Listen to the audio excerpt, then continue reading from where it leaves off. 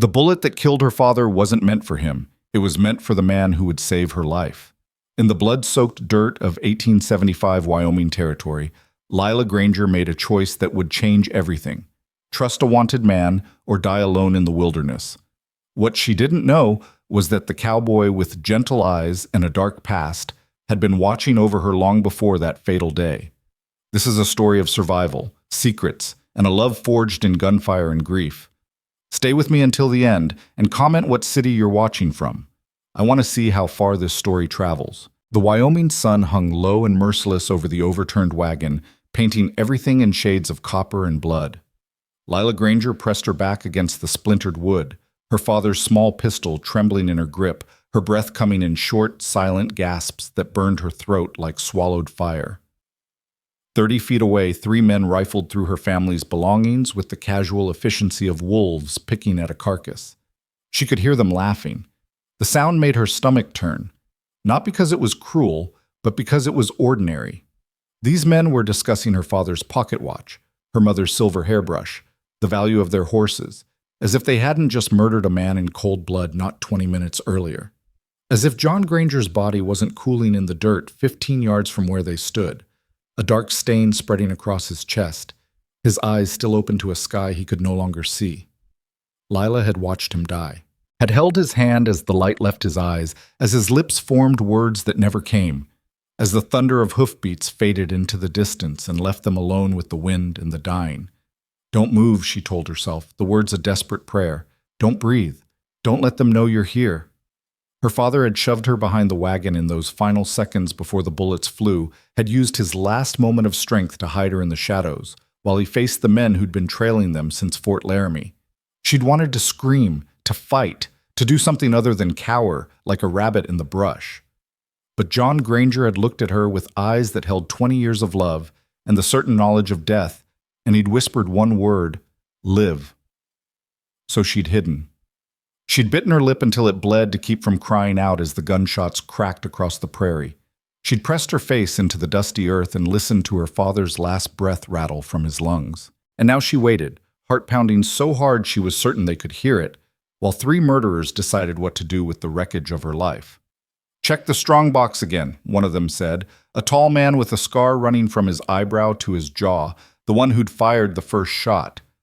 Old man said he had 200 in gold. Ain't found but 30. Maybe he was lying.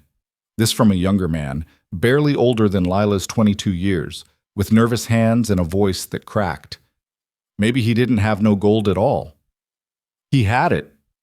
The third man spoke with absolute certainty, his voice rough as creek gravel. Saw him counted out in Fort Laramie 3 days back. 200 in gold eagles fresh from the bank. He's got it hid somewhere. Lila's fingers tightened on the pistol grip. The gold was in her dress pocket, sewn into the lining by her father's careful hands the night before they'd left Fort Laramie. He'd known. Somehow, he'd known they were being followed, that trouble was coming. He'd given her the gold, the deed to land he'd never lived to see, and a letter of introduction to his old war friend in Silver Creek. One last chance, Lila girl, he'd said, pressing the papers into her hands. One last chance to build something good. Now he was dead, and that chance was slipping away with every second she remained trapped behind this wagon. Girl's got to be here somewhere, Scarface said, his boots crunching on broken glass as he circled the wagon. Saw her plain as day when we rode up. Pretty little thing in a blue dress.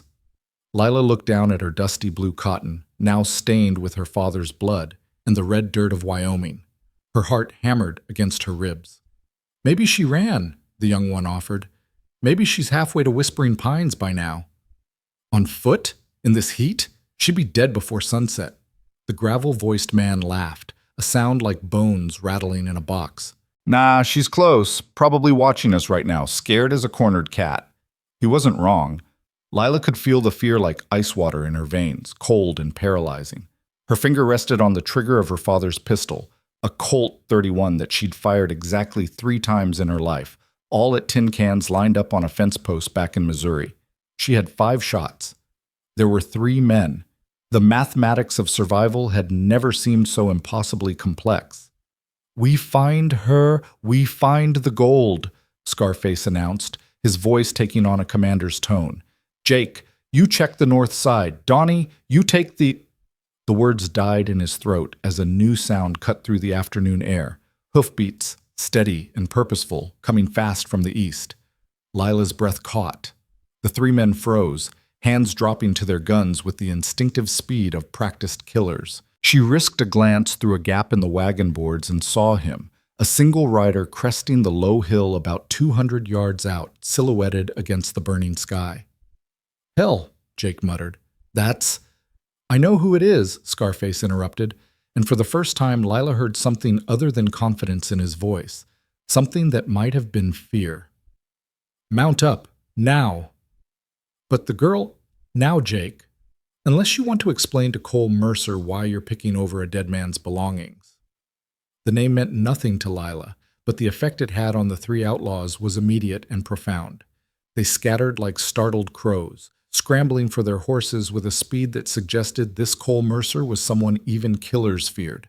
Within seconds, they were mounted and riding hard to the west, leaving behind a cloud of dust and the ruins of everything Lila had left in the world. She stayed frozen behind the wagon, pistol raised, as the hoofbeats of the fleeing men faded into the distance and the approaching rider drew closer, closer, until she could hear the creak of leather, the jingle of spurs, the steady breathing of a horse that had been pushed hard but not cruelly. The hoofbeats stopped. "Ma'am," a voice said, low and careful, the kind of voice a man uses when approaching a wounded animal. "I don't mean you any harm, but if you're pointing a gun at me, I'd appreciate knowing it before I step down." Lila's hands shook so badly she nearly dropped the pistol. She opened her mouth to speak, but no sound came out, just a dry rasp that might have been words or might have been the last gasp of her courage leaving her body. "I'm going to dismount now," the voice continued, still calm, still gentle. "I'm going to keep my hands where you can see them, and then I'm going to step around this wagon real slow so you can get a look at me. That sound all right to you?" It didn't sound all right. Nothing about this day sounded all right. But Lila found herself nodding, then realized he couldn't see her and managed to force out a single word. "Yes." The man appeared around the edge of the wagon like a ghost taking form in the fading light. Tall, maybe 6 feet or better, with broad shoulders beneath a dusty brown duster and a black hat pulled low enough to shadow his eyes. His hands were raised to shoulder height, palms out, showing her he held no weapon. But Lila could see the gun belt at his hip, the worn leather holster that spoke of long use, the easy way he stood that suggested he knew exactly how to use what he carried. For a long moment, they just looked at each other. This strange cowboy with his raised hands and careful stance, and Lila, still pressed against the wagon with her father's pistol pointed at his chest, her face streaked with tears and dust, her dress dark with blood that wasn't hers. Then his eyes, shadowed beneath the hat brim, shifted past her to the body lying in the dirt, and something in his expression changed, softened, filled with a sorrow that looked too deep and too old to be for a stranger. "Your father?" he asked quietly. Lila nodded, not trusting her voice. The cowboy, Cole Mercer, the outlaws had called him, lowered his hand slowly and removed his hat, holding it against his chest in a gesture of respect that was somehow more comforting than any words could have been. His hair was dark, touched with copper by the setting sun, and his eyes, when she could finally see them, were a startling shade of gray-blue, like storm clouds over deep water. "I'm sorry," he said, and the words carried a weight of sincerity that made Lila's throat tighten. "I'm sorry I wasn't here sooner. I saw the smoke from your camp about an hour back and rode hard, but you can put your hands down," Lila heard herself say, her voice sounding strange and distant. "And I should probably stop pointing this at you."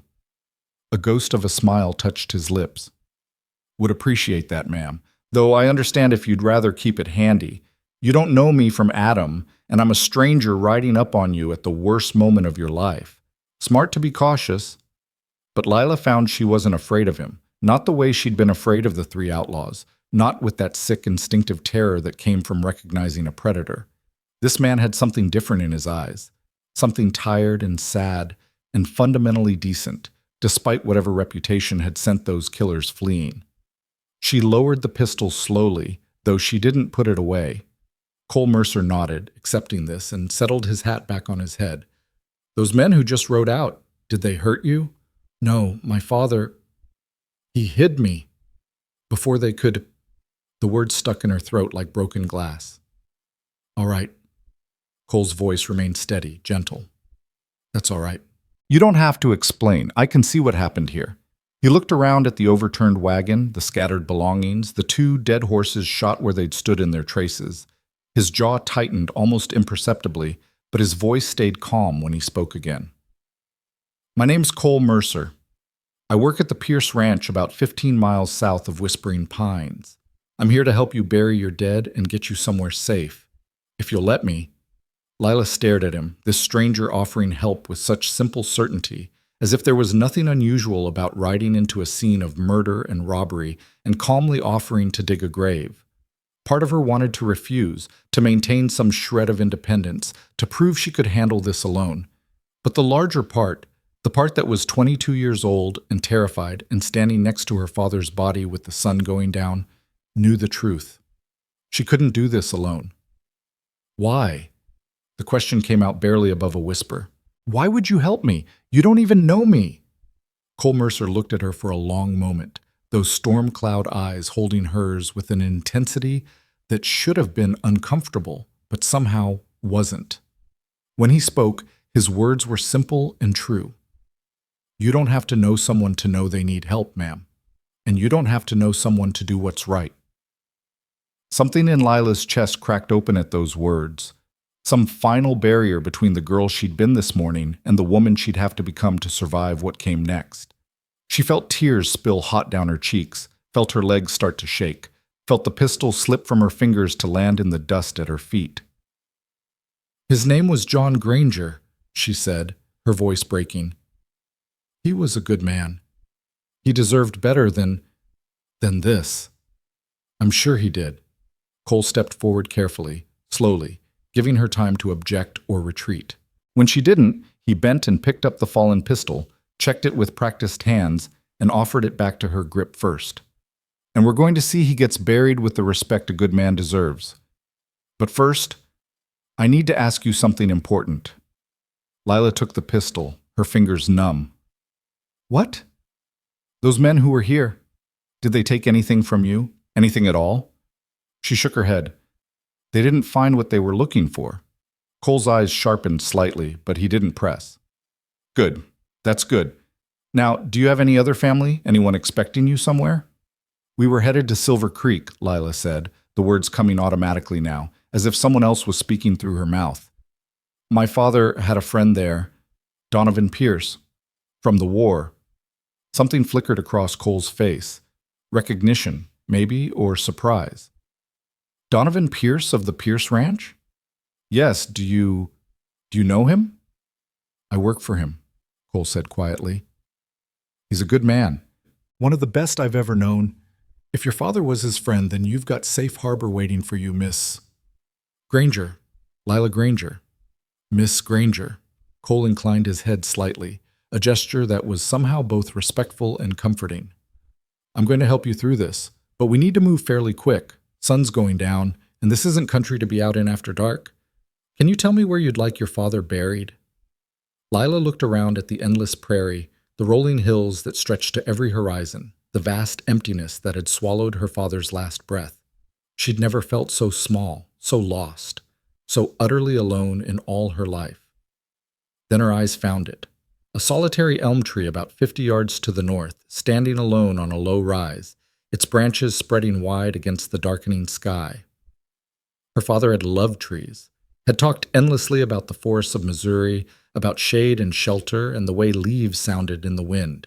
He'd been headed west to claim land, to build a house, to plant an orchard. He'd wanted to grow things in this harsh country. There, she said, pointing to the elm, under that tree, so he'll have shade. Cole followed her gaze and nodded. It's a good spot, peaceful. Can you gather what belongings you want to keep while I prepare the site? For the next hour, as the sun painted the sky in shades of fire and blood, Lila moved through the wreckage of her former life like a sleepwalker. She salvaged her mother's Bible, the only thing she had left of the woman who'd died bringing her into the world. She found her father's favorite pipe, a tin photograph of her parents on their wedding day, a few changes of clothes that weren't too damaged. Everything else, the furniture, the dishes, the carefully packed crates that had held their hopes for a new beginning, she left scattered in the dust. Some things couldn't be carried forward. When she approached the elm tree, she found Cole had already dug deep into the hard prairie soil, his duster draped over a low branch, his shirt dark with sweat despite the cooling air. He worked with steady, methodical efficiency, his movements economical and practiced. This wasn't the first grave he'd dug, Lila realized, probably not even the 10th. He didn't stop working when she arrived, but he spoke quietly without looking up. Found a blanket in your wagon that was still clean. Thought we could wrap him properly, if that's all right with you. Lila felt fresh tears prick her eyes. The kindness of this stranger, this man who owed her nothing, was almost harder to bear than the cruelty of the ones who'd killed her father. "Thank you," she whispered. They buried John Granger as the first stars began to appear in the darkening sky. Cole had fashioned a rough stretcher from wagon boards and blanket, had helped Lila wash her father's face and hands, had wrapped him with gentle respect before lowering him into the earth. Lila read from her mother's Bible, the 23rd Psalm, though her voice shook so badly she could barely form the words. Cole stood with his hat over his heart, head bowed, and when she faltered, he picked up the reading in a low, steady voice that carried across the prairie like a prayer. "Yea, though I walk through the valley of the shadow of death, I will fear no evil, for thou art with me." When the last shovelful of earth was placed and a simple cross fashioned from wagon wood marked the spot, Lila stood in the gathering darkness and felt the full weight of her loss settle over her like a physical thing. She was alone now. Truly, completely alone. An orphan at 22, with nothing but the clothes on her back, her father's gold hidden in her dress, and a letter of introduction to a man she'd never met. "Miss Granger," Cole said quietly, breaking into her thoughts, "I don't mean to rush you, but we need to make a decision. It's full dark soon, and those men who were here earlier, they might decide to come back once they figure I've moved on. We can make camp here if you want, but I'd recommend riding for Whispering Pines. It's only about 8 miles north, and they've got a proper hotel where you can rest safe." Lila looked at the fresh grave, at the cross standing stark against the starlight, and felt something harden in her chest. Her father had died trying to get her to safety, to give her a chance at the life he'd dreamed for her. She wouldn't dishonor that by getting herself killed in the wilderness out of sentiment. "Whispering Pines," she said firmly. "Let's go." Cole nodded and moved to gather her salvaged belongings, but Lila stopped him with a hand on his arm. He went still at her touch, looking down at her with those storm cloud eyes that seemed to see more than they should. "Why are you doing this?" she asked again, needing to understand. "Those men. They were afraid of you. They ran when they heard your name. You could have just kept riding. You could have ignored the smoke from our camp. Why did you stop?" Cole was quiet for a long moment, his gaze distant, as if he were looking at something far beyond the darkening prairie. "Because a long time ago," he finally said, his voice rough with old pain, "I needed help and nobody came. I learned what it costs when good people ride on by and leave someone to face their nightmares alone. I swore I'd never be that person, never ride past someone in need if I had the power to help." He looked down at her hand still resting on his arm, then back to her face. "Your father sounds like he was a brave man, Miss Granger. Sounds like he fought to protect you with his last breath. The least I can do is make sure that sacrifice wasn't for nothing. The least I can do is get you somewhere safe." Lila felt something shift in her chest. Not trust, not yet, but the possibility of it. This stranger with the dangerous reputation and the gentle hands who'd stopped to help when he could have ridden on, who'd dug a grave in hard ground as the sun went down, who spoke of honor and sacrifice as if they still meant something in this harsh country. "Thank you, Mr. Mercer," she said quietly. "I don't know how I'll ever repay you for this kindness." A sad smile touched his lips. "Don't need repaying, ma'am. Just doing what any decent person would do." He paused, then added softly, "Though I'd appreciate it if you'd call me Cole. Mr. Mercer makes me feel like my father, and that's not a comparison I'm eager to claim." "Cole, then," Lila agreed. "And I'm Lila. Just Lila." "All right, just Lila." The small attempt at humor didn't quite reach his eyes, but Lila appreciated the effort. Let's get you to town before the temperature drops much more. The ride to Whispering Pines passed in a blur of starlight and steady hoofbeats. Cole had provided Lila with one of the dead horse's saddles, rigged to his own mount so she could ride behind him, her arms wrapped around his waist for balance, her few belongings secured in his saddlebags. She should have been uncomfortable, pressed close to a strange man in the darkness, but exhaustion and grief had burned through her capacity for propriety. She simply held on and let him guide them through the night. Cole spoke occasionally, pointing out landmarks she couldn't see in the darkness, warning her when the horse would step over rough ground, keeping up a quiet stream of gentle conversation that asked nothing of her but kept the silence from becoming oppressive. He told her about Whispering Pines, a small ranching town of maybe 200 souls, with a general store, a church, a hotel, and a saloon that served surprisingly good steak on Saturdays. He described the country they were riding through, the way it would look in daylight, the cattle ranches that dotted the hills, the creek that ran year-round and gave the town its name.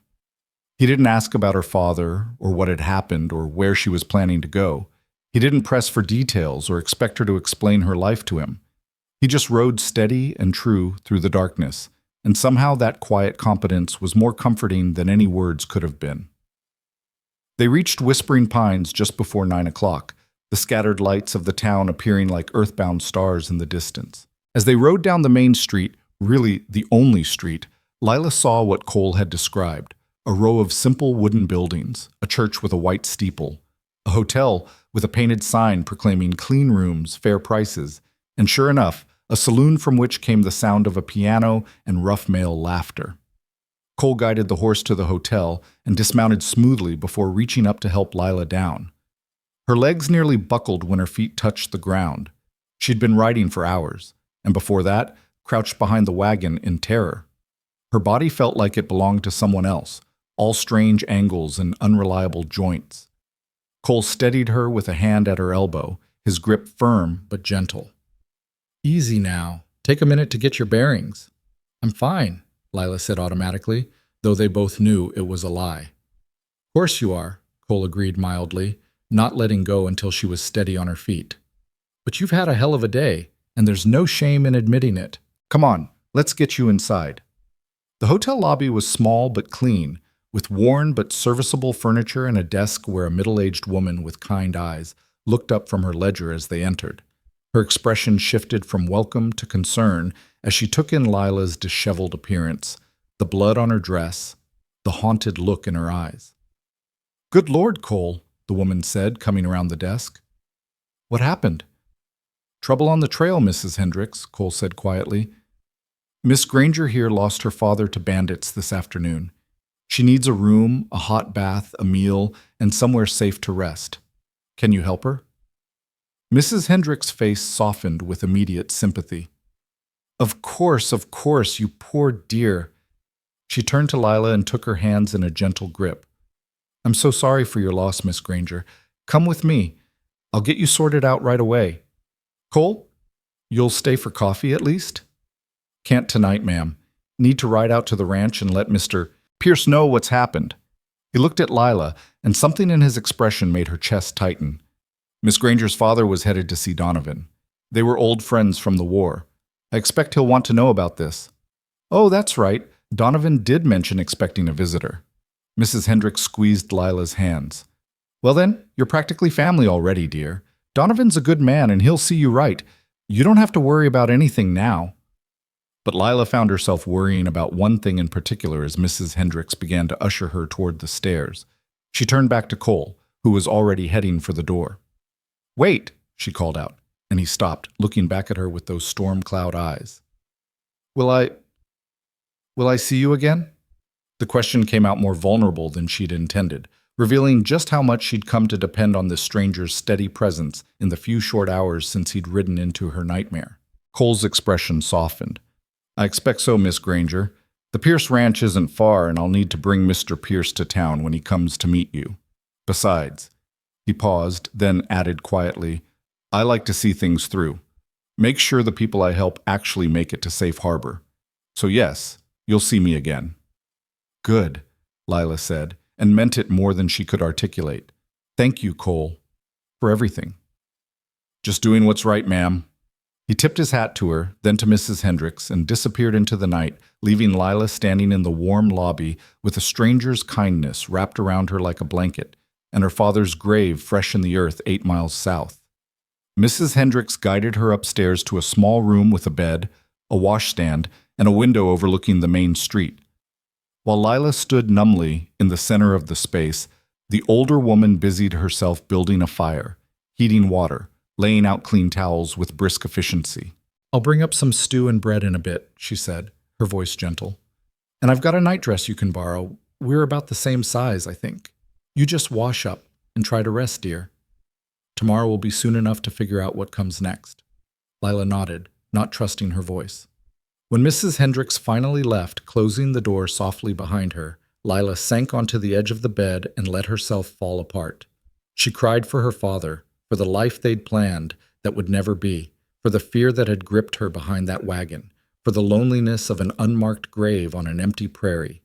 She cried until her throat was raw and her eyes burned, until there were no more tears left, only a hollow ache where her heart used to be. Then she washed her face in the basin of warm water Mrs. Hendricks had left, changed out of her blood-stained dress into the borrowed nightgown, and ate the stew that appeared outside her door like magic. She moved through these motions mechanically, her body obeying while her mind drifted somewhere far away, not quite ready to fully inhabit this new reality. Finally, as the town settled into quiet around her and the stars wheeled overhead in their ancient patterns, Lila lay down in a stranger's bed in a strange town and closed her eyes. Her last thought before sleep claimed her was of Cole Mercer riding through the darkness toward the Pierce Ranch, carrying news of death to a man who'd been expecting a reunion with an old friend. She wondered what Donovan Pierce would think when he heard. She wondered if he'd want to take in the orphaned daughter of his war companion, or if that letter of introduction would prove worthless now that her father couldn't vouch for her character. She wondered if she'd ever feel safe again. But underneath all that wondering, buried deep where she wasn't quite ready to examine it, was something else. The memory of storm-cloud eyes and gentle hands, of a stranger who'd stopped when he could have ridden on, who dug a grave as the sun set and asked nothing in return. "You don't have to know someone to know they need help," he'd said. In the darkness of her room, Lila Granger held on to those words like a lifeline and let herself believe, just for a moment, that maybe, just maybe, she wasn't as alone as she thought. Outside, the wind whispered through the streets of whispering pines, carrying the scent of sage and distant rain, and somewhere out on the prairie, under a solitary elm tree, a fresh grave settled into the earth, while the stars kept their silent watch above. The story had only just begun.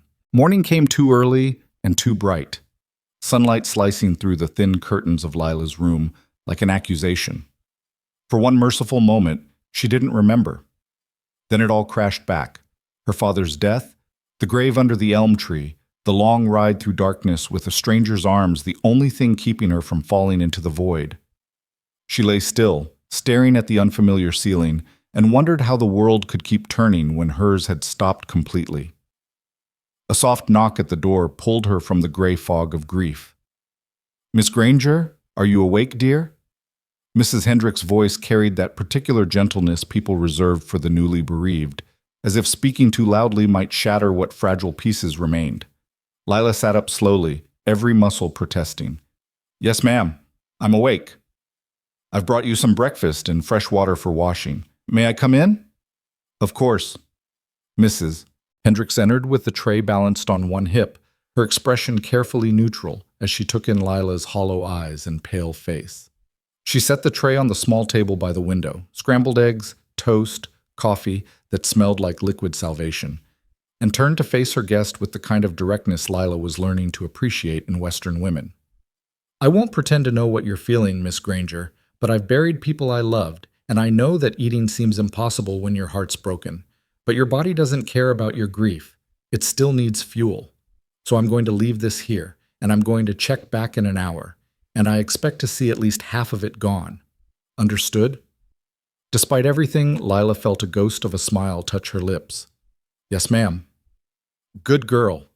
Mrs. Hendricks moved toward the door, then paused. "Cole Mercer came by early this morning, before dawn, actually. Left money for your room and board, paid up for 2 weeks. Also left this." She produced an envelope from her apron pocket and handed it to Lila. The paper was simple, the handwriting neat and precise, her name written across the front in dark ink, Miss L. Granger. He said to tell you that Mr. Pierce will be in town this afternoon to speak with you, and that you shouldn't worry about anything. Everything's been taken care of. Mrs. Hendricks' expression softened. Cole's a good man, Miss Granger.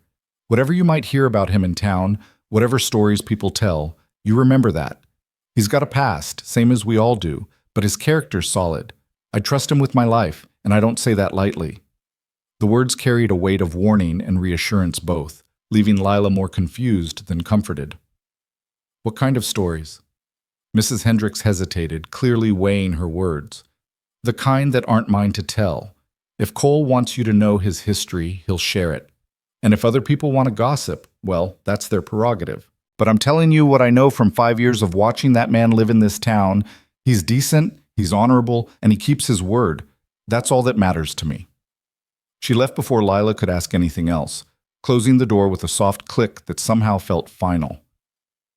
Alone again, Lila turned the envelope over in her hands, noting the wax seal pressed into the back, a simple circle with no distinguishing marks.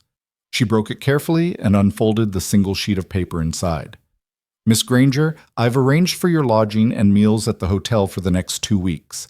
Mrs. Hendricks is a good woman and will see to whatever you need. I've also spoken with Mr. Pierce, and he'll be coming to town this afternoon around 3 o'clock to meet with you. He was deeply grieved to hear about your father's passing, and asks that you not worry about your circumstances. He considers you family by virtue of your father's friendship, and he'll honor whatever plans your father made for your future.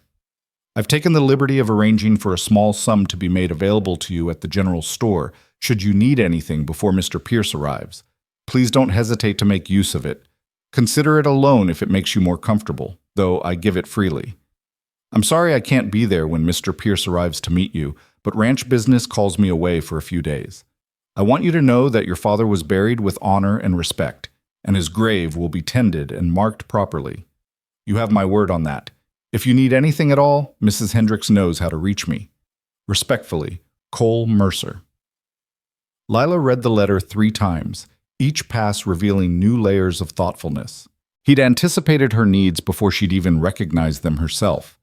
Shelter, food, money, introductions. He'd eased her path forward with quiet efficiency, asking nothing in return, not even her gratitude.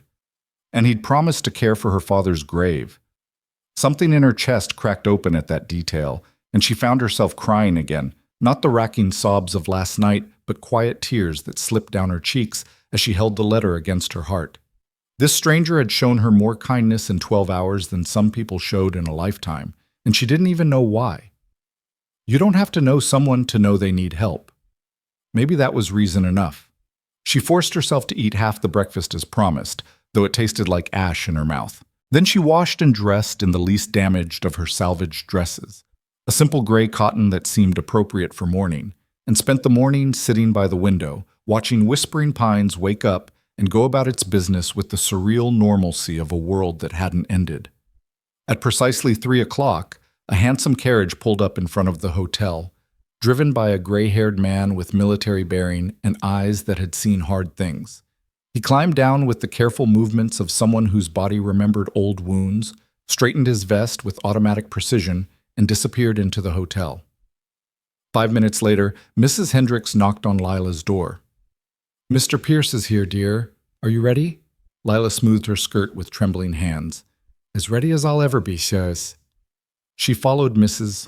Hendricks downstairs to the small parlor off the main lobby, where the gray-haired man stood examining a painting on the wall with the kind of attention that suggested he was giving her time to compose herself.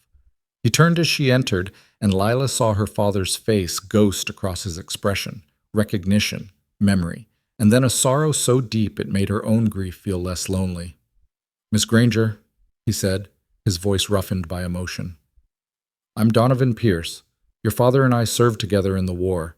He saved my life at Antietam, and I've considered him one of the finest men I've ever known." He paused, visibly struggling for control. "I'm so very sorry for your loss. John Granger deserved a better end than what found him on that trail." Lila's throat tightened. "He spoke of you often, Mr. Pierce.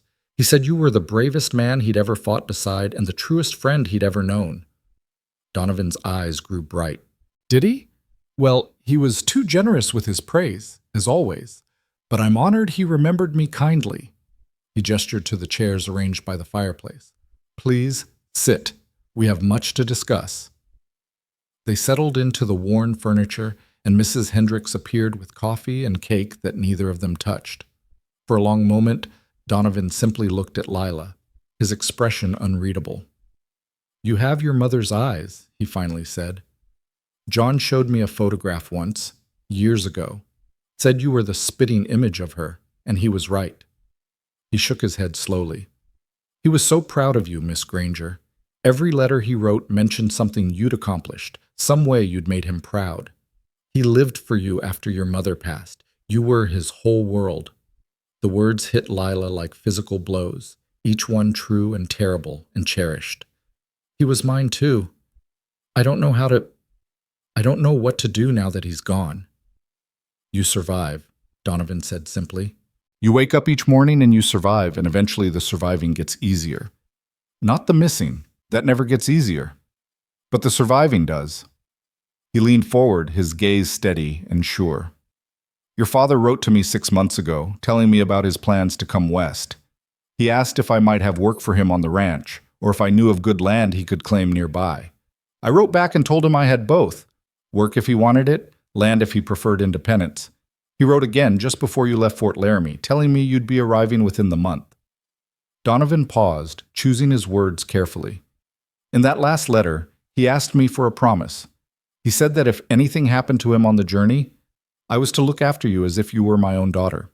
He said you were smart and capable and stronger than you knew, but that the world was hard on women alone, and he wanted to know you'd have protection and family if he couldn't provide it himself. Lila's hands clenched in her lap. He knew. He knew something might happen. I think he sensed danger, yes. John always had good instincts. Donovan's expression hardened. Cole told me about the men who attacked you, the one with the scar and his companions. I know them by reputation. They're cowards and thieves who prey on travelers. The law has been after them for months, but they're slippery bastards. He caught himself. Pardon my language. I've heard worse, Lila said quietly, and thought worse about them myself. A ghost of approval crossed Donovan's face. I imagine you have. Well, I've put word out with the sheriff that I want those men found and brought to justice for John's murder. It may take time, but they'll answer for what they've done. You have my word on that. Thank you. Lila met his eyes directly. But what I need to know, Mr. Pierce, is whether your promise to my father still stands. Whether you're willing to take in a stranger just because a dead man asked you to. Donovan didn't hesitate. You're not a stranger, Miss Granger. You're John Granger's daughter, which makes you family. And yes, my promise stands. I have a large house on a working ranch with more rooms than I need and more work than I can handle alone. You're welcome to stay as long as you like, as a guest, as family, or as an employee if you'd prefer to earn your keep. The choice is entirely yours. The relief that flooded through Lila was almost painful in its intensity. I'd prefer to earn my keep, if that's possible. I'm not afraid of hard work, and I'd rather be useful than ornamental. Spoken like John's daughter. Donovan smiled for the first time, and it transformed his stern features into something warm and welcoming. I can always use help with the books and correspondence. My foreman handles the ranch operations, but the business side has gotten complicated as we've expanded. If you've got a head for numbers and can write a decent letter, you'd be doing me a genuine service. I can do both, Lila assured him. My father made sure I was educated. I can read, write, cipher, and keep accounts. I even know a bit of Spanish and French. Then you're overqualified, and I'm fortunate. Donovan stood, offering her his hand. Welcome to the Pierce Ranch, Miss Granger. I think you and I are going to get along just fine. Lila took his hand, feeling the strength in his grip, the calluses that spoke of work done and hardship endured. Thank you, Mr. Pierce. I promise I won't be a burden. Call me Donovan, please. And the only burden would be you thinking you have to earn your place with me. You already have it, by right of your father's friendship and your own merit. He released her hand and moved toward the door. Now, I'm going to let you rest for tonight. But tomorrow I'll send a wagon to collect you and your belongings. The ranch is about 15 miles south and west. Beautiful country once you get used to the emptiness. We'll get you settled, and you can start whenever you feel ready." "Tomorrow is fine," Lila said quickly. "I'd rather not spend more time here than necessary. Not because of Mrs. Hendricks, she's been wonderful, but sitting idle with my thoughts isn't helping anything." Donovan nodded understanding. "Grief needs occupation. I learned that myself after I lost my wife 10 years ago. The work won't make you forget, but it'll give you somewhere to put the pain until you're ready to face it properly." He paused at the doorway. "One more thing. Cole Mercer is my foreman and lives on the ranch. I don't know what he told you about himself, but I want you to know that he's a good man who's had bad luck, and I trust him absolutely. If you hear stories about him in town, please give him the chance to explain before you make judgments." It was the second time someone had warned her about Cole's mysterious past, and Lila's curiosity sharpened. "What kind of stories exactly?" "The kind that aren't always true, and aren't always fair," Donovan said carefully. "The kind that follow a man who's been falsely accused and can't fully clear his name because the people with power don't want the truth to come out." His expression grew fierce. "Cole Mercer is one of the finest men I've ever known, Miss Granger. He saved my life, saved my ranch, and saved more people than I can count from trouble they didn't deserve. Whatever you hear about his past, remember that I know him, I trust him, and I'd stake my reputation on his character." The vehemence in his voice left no room for doubt about his convictions, even if it didn't answer Lila's questions. "I'll remember that.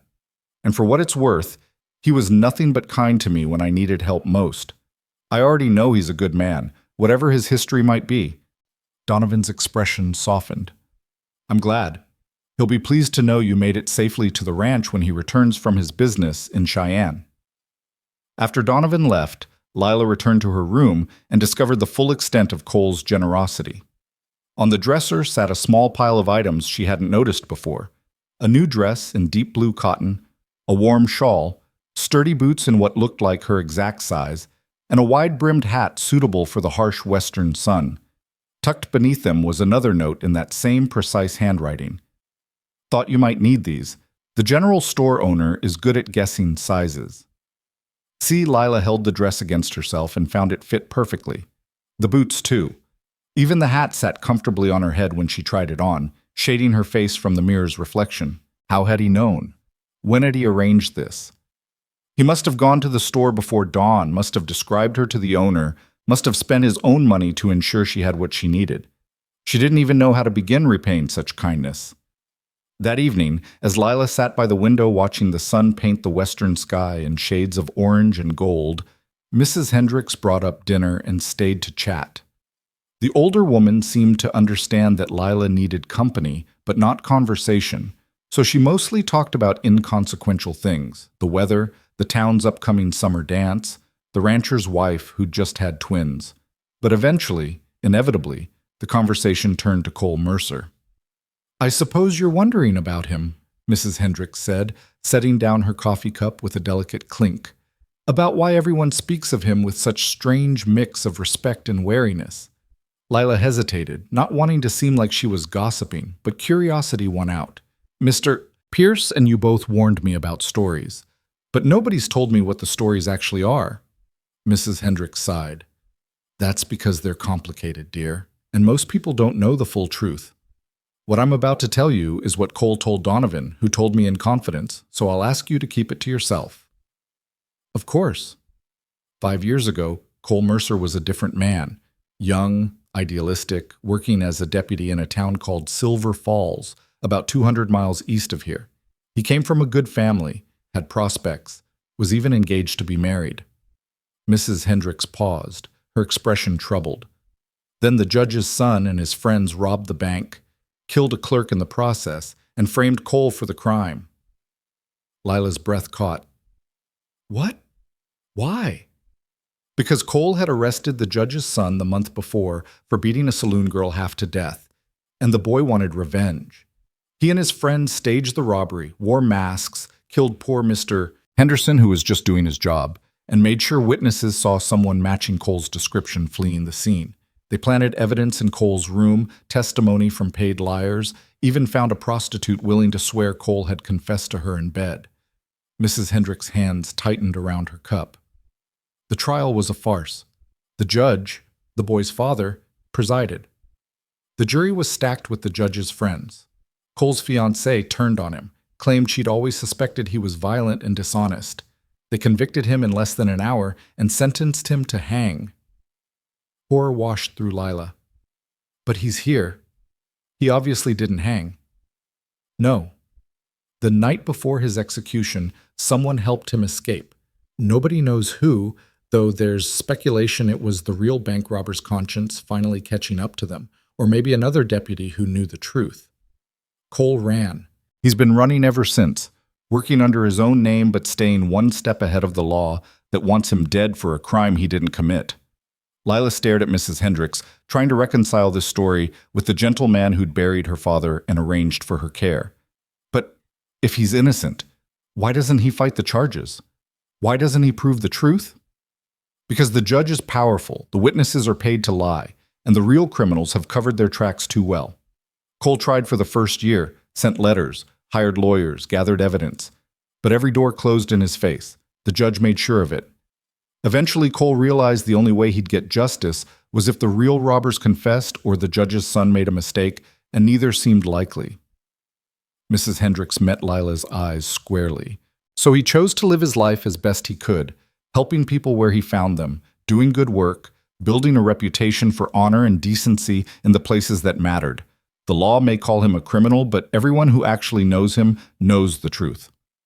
That's why those men ran when they heard his name, Lila said slowly, understanding dawning. Not because he's dangerous, but because he's got a reputation as someone who fights for people who can't fight for themselves. Exactly. Cole Mercer may be wanted for crimes he didn't commit, but he's also known as a man who doesn't abide bullies, thieves, or cowards. Those outlaws who killed your father knew that if Cole found them picking over a dead man's belongings, there'd be hell to pay, warrant or no warrant. Lila sat back, her mind reeling. She thought about the way Cole had handled her father's body with such gentle respect, the way he'd spoken about doing what was right, the way he'd arranged for her care without asking anything in return. She thought about Donovan's fierce defense and Mrs. Hendricks' obvious affection.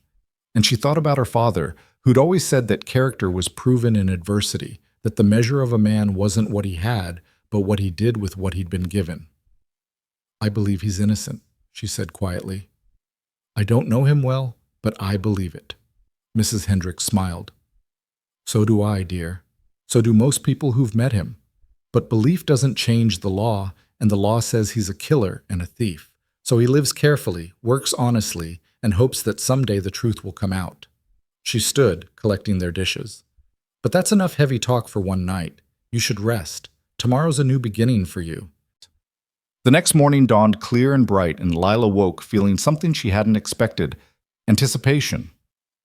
The grief was still there, would probably always be there, but underneath it ran a current of possibility. She was going to start a new life at the Pierce Ranch, going to make herself useful, going to honor her father's dream of building something good in this harsh country.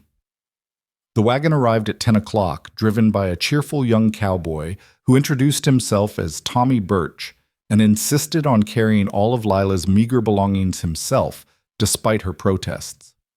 "Mr. Pierce would have my hide if I let a lady carry her own bags," he said with a grin that suggested he'd never encountered a hardship that could dim his good humor.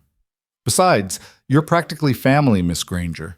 Mr. Pierce told everyone how you're his old friend's daughter and how we're all to treat you respectful and make sure you settle in proper." The ride to the ranch took them through country that took Lila's breath away despite her grief. Rolling hills covered in grass that rippled like water in the wind, distant mountains purple against the horizon, creeks cutting silver paths through the land.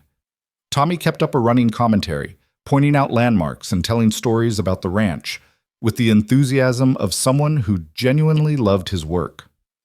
"That's where Cole broke the Mustang nobody thought could be tamed," he said, gesturing to a wide meadow. "And over there's where we found the lost cattle during the blizzard last year. Cole tracked them through snow so deep it came up to the horses' bellies. Man's got a gift for reading land and animals both." There was that name again, spoken with the kind of respect that couldn't be faked. Whatever the law said about Cole Mercer, The people who worked with him clearly held him in high regard. The Pierce Ranch came into view as they crested a final hill, and Lila felt her breath catch. The main house was larger than she'd expected, a sprawling two-story structure of wood and stone with a wide porch that wrapped around three sides.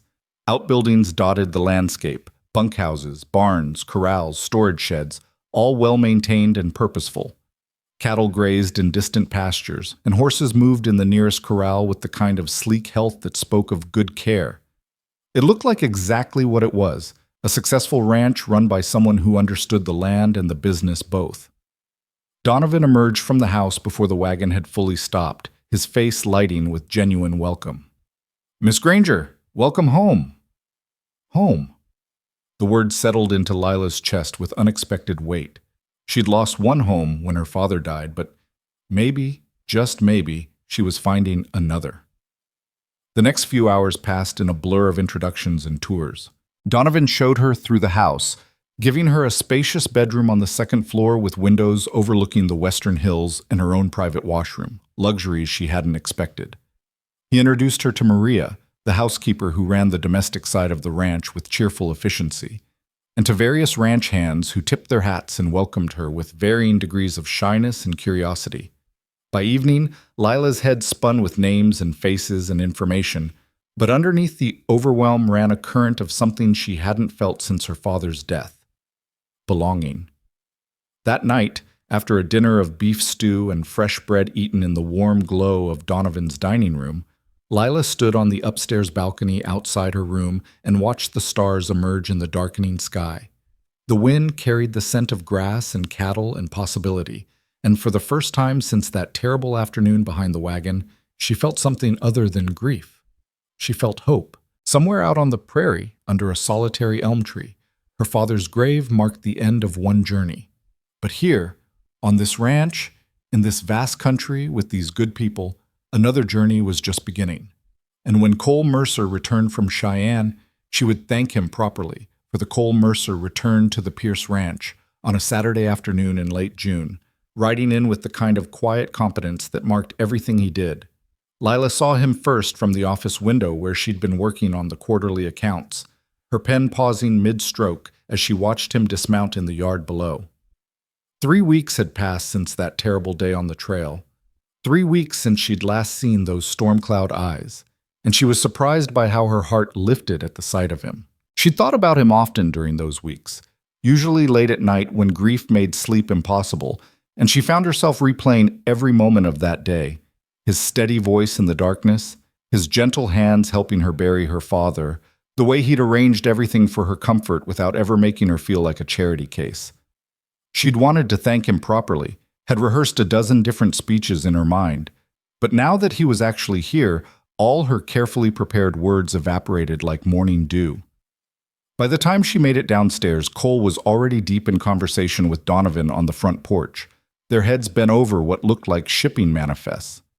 She hesitated in the doorway, suddenly uncertain, but Donovan glanced up and waved her over with a smile. "Lila, perfect timing. Cole's just returned from Cheyenne with news about the cattle contracts."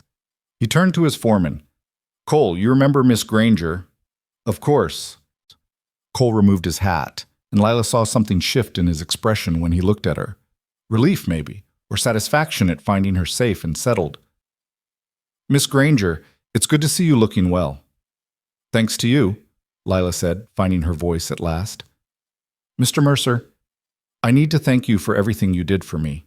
The room, the clothes, the arrangements with Mr. Pierce. It was far more than anyone could have expected, and I'm deeply grateful." A faint color rose in Cole's cheeks, as if her gratitude embarrassed him. "You needed help. I was able to provide it. That's all there is to it." "That's not all there is to it, and you know it," Lila insisted. "You went out of your way for a complete stranger, and I want you to know it meant everything to me. Still means everything." Cole met her eyes for a long moment, something unreadable passing across his face. "You're welcome, Miss Granger. I'm just glad you found safe harbor here." "She's been a godsend," Donovan interjected, clearly sensing the need to ease the tension. "Already reorganized my entire filing system, caught 3 errors in the feed supplier's invoices, and managed to negotiate better terms on our freight contracts. I don't know how I managed before she arrived. I just applied basic accounting principles, Lila protested, though she couldn't help feeling pleased at the praise. Anyone with proper training could have done the same. Except nobody else did, Donovan countered. You've saved the ranch a considerable sum already, and you've only been here 3 weeks. I'd call that more than basic accounting. Cole's expression shifted to something that might have been approval. Always did say you needed someone who understood business, not just cattle. Sounds like you finally found her. That I did, Donovan clapped Cole on the shoulder. Now, you must be exhausted from the road. Why don't you get settled and we'll discuss the Cheyenne contracts at dinner? Lila's been joining me for meals since she arrived. I'd be pleased if you'd join us as well. We can make it a proper business discussion. Something flickered across Cole's face. Hesitation, maybe, or uncertainty. I wouldn't want to intrude on your hospitality, sir. I can take my meal with the hands like usual. Nonsense. You're my foreman, and this concerns ranch business. Besides, I think Miss Granger would appreciate hearing about your trip to Cheyenne. You passed near Fort Laramie, didn't you? Cole's eyes found Lila's, a question in them. She realized with a start what Donovan was suggesting. Cole had gone to her father's grave, had checked on it, had probably done whatever needed doing to ensure it was properly tended. I did pass through that area, Cole said carefully. Made a stop to see that everything was as it should be. Lila's throat tightened. And was it? It was. The grave's well marked now, with a proper headstone. Had it carved in Cheyenne before I rode out. White marble with his name, dates, and a line from that psalm you read at the burial. The Lord is my shepherd, I shall not want. Figured it was fitting. The tears came before Lila could stop them, hot and sudden, and full of a grief that was still too raw to be fully processed. Cole had done this. Had spent his own money on a marble headstone for a man he'd never met. Had chosen words that honored both her father and the moment they'd laid him to rest. Had cared enough to make sure John Granger didn't lie in an unmarked grave on the empty prairie. Thank you, she managed, her voice barely above a whisper. You didn't have to do that. I know, Cole said simply. But it seemed right. Donovan cleared his throat, his own eyes suspiciously bright. Well then, that settles it. Dinner at 6, Cole. I'll expect you at the house, and I won't take no for an answer. Dinner that evening was both easier and harder than Lila had anticipated. Easier because Donovan kept the conversation focused on business, the cattle contracts, shipping schedules, plans for expanding the breeding program.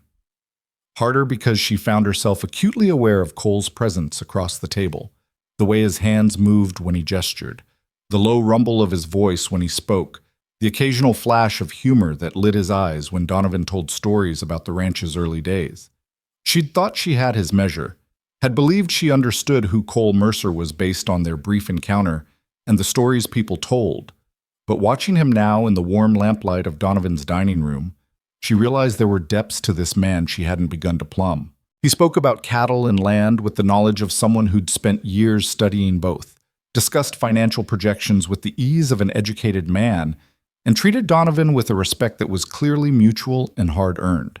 This was no simple cowboy, no rough ranch hand making his way in the world.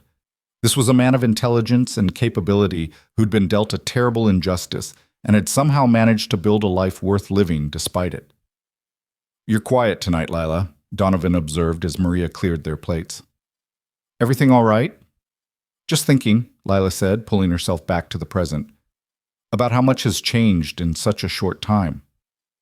Change is the only constant out here, Cole said quietly. The land looks eternal, but everything's always shifting. Seasons, fortunes, circumstances. You learn to adapt or you don't survive. Spoken like a true frontiersman, Donovan said with a chuckle. Though I seem to recall you arrived here 5 years ago as green as spring grass, nearly got yourself killed trying to rope a wild stallion your second week. Cole's lips quirked. In my defense, nobody told me that particular stallion was famous for killing the last 3 men who tried to break him. You're lucky you just got trampled and not kicked to death, Donovan countered. Spent 2 weeks laid up with broken ribs while Maria threatened to quit if I kept hiring fool Eastern boys who don't know a Mustang from a milk cow. I learned, Cole said mildly, and I still maintain that if Tommy hadn't distracted me at the critical moment, I would have had that rope secure. Tommy was 12 years old and screaming because you were about to die, Donovan shot back, but he was grinning. But yes, you learned. Became the best horseman I've ever employed, and the only foreman I've had who actually understands that ranching is as much business as it is cattle. Lila found herself smiling despite the heaviness in her chest. There was an easy camaraderie between these two men, a bond forged through shared work and mutual respect. It reminded her of how her father used to speak about his war companions, not just as fellow soldiers, but as brothers who'd seen each other through hell and come out intact on the other side. "Tell me about the Eastern stallion who nearly killed himself trying to rope horses," she said impulsively, looking at Cole. "I'd like to hear how you ended up here." Cole's expression shuddered slightly, and Lila immediately regretted the question. But Donovan leaned back in his chair with the satisfied look of a man about to tell a favorite story. "It's a good tale, and one worth telling. Cole here arrived 5 years ago on a half-dead horse with nothing but the clothes on his back and a letter of introduction from a mutual friend. I almost didn't hire him. He looked too refined for ranch work, too educated, too obviously running from something. But there was something in his eyes that reminded me of myself after the war, and I figured a man deserved a chance to prove himself." Cole shifted uncomfortably, but didn't interrupt. "First month, he worked harder than any 3 men combined, trying to prove he belonged. Nearly worked himself to death, actually. Collapsed in the barn one night from exhaustion and dehydration. Maria found him and read me the riot act about working my employees into early graves." Donovan's expression softened. "After that, I sat him down and told him the truth. He didn't have to prove anything to me. I'd already decided he had the job. What he needed to prove was that he could accept help when he needed it, could trust people, could let himself be part of something bigger than just survival." Lila's eyes found Cole's, saw the careful blankness he'd adopted to hide whatever he was feeling. "And did you? Accept help, I mean?" "Eventually," Cole said quietly. "Took me longer than it should have. I'd spent so long running, so long trusting no one, that I'd forgotten how to be part of a community. Donovan taught me that not everyone was out to betray me, that some people meant what they said and honored their commitments. Some people," Donovan said firmly, "recognized a good man having a run of bad luck and decided to help him find his footing again. Best decision I ever made. Hiring you. This ranch wouldn't be half what it is without your work." The sincerity in Donovan's voice was unmistakable, and Lila saw Cole blink rapidly, as if fighting unexpected emotion. She understood suddenly that this was more than employer and employee, more even than friendship. Donovan had given Cole something precious and rare. A place to belong, a purpose, a reason to stop running and start building. Just as he was now giving her the same gifts.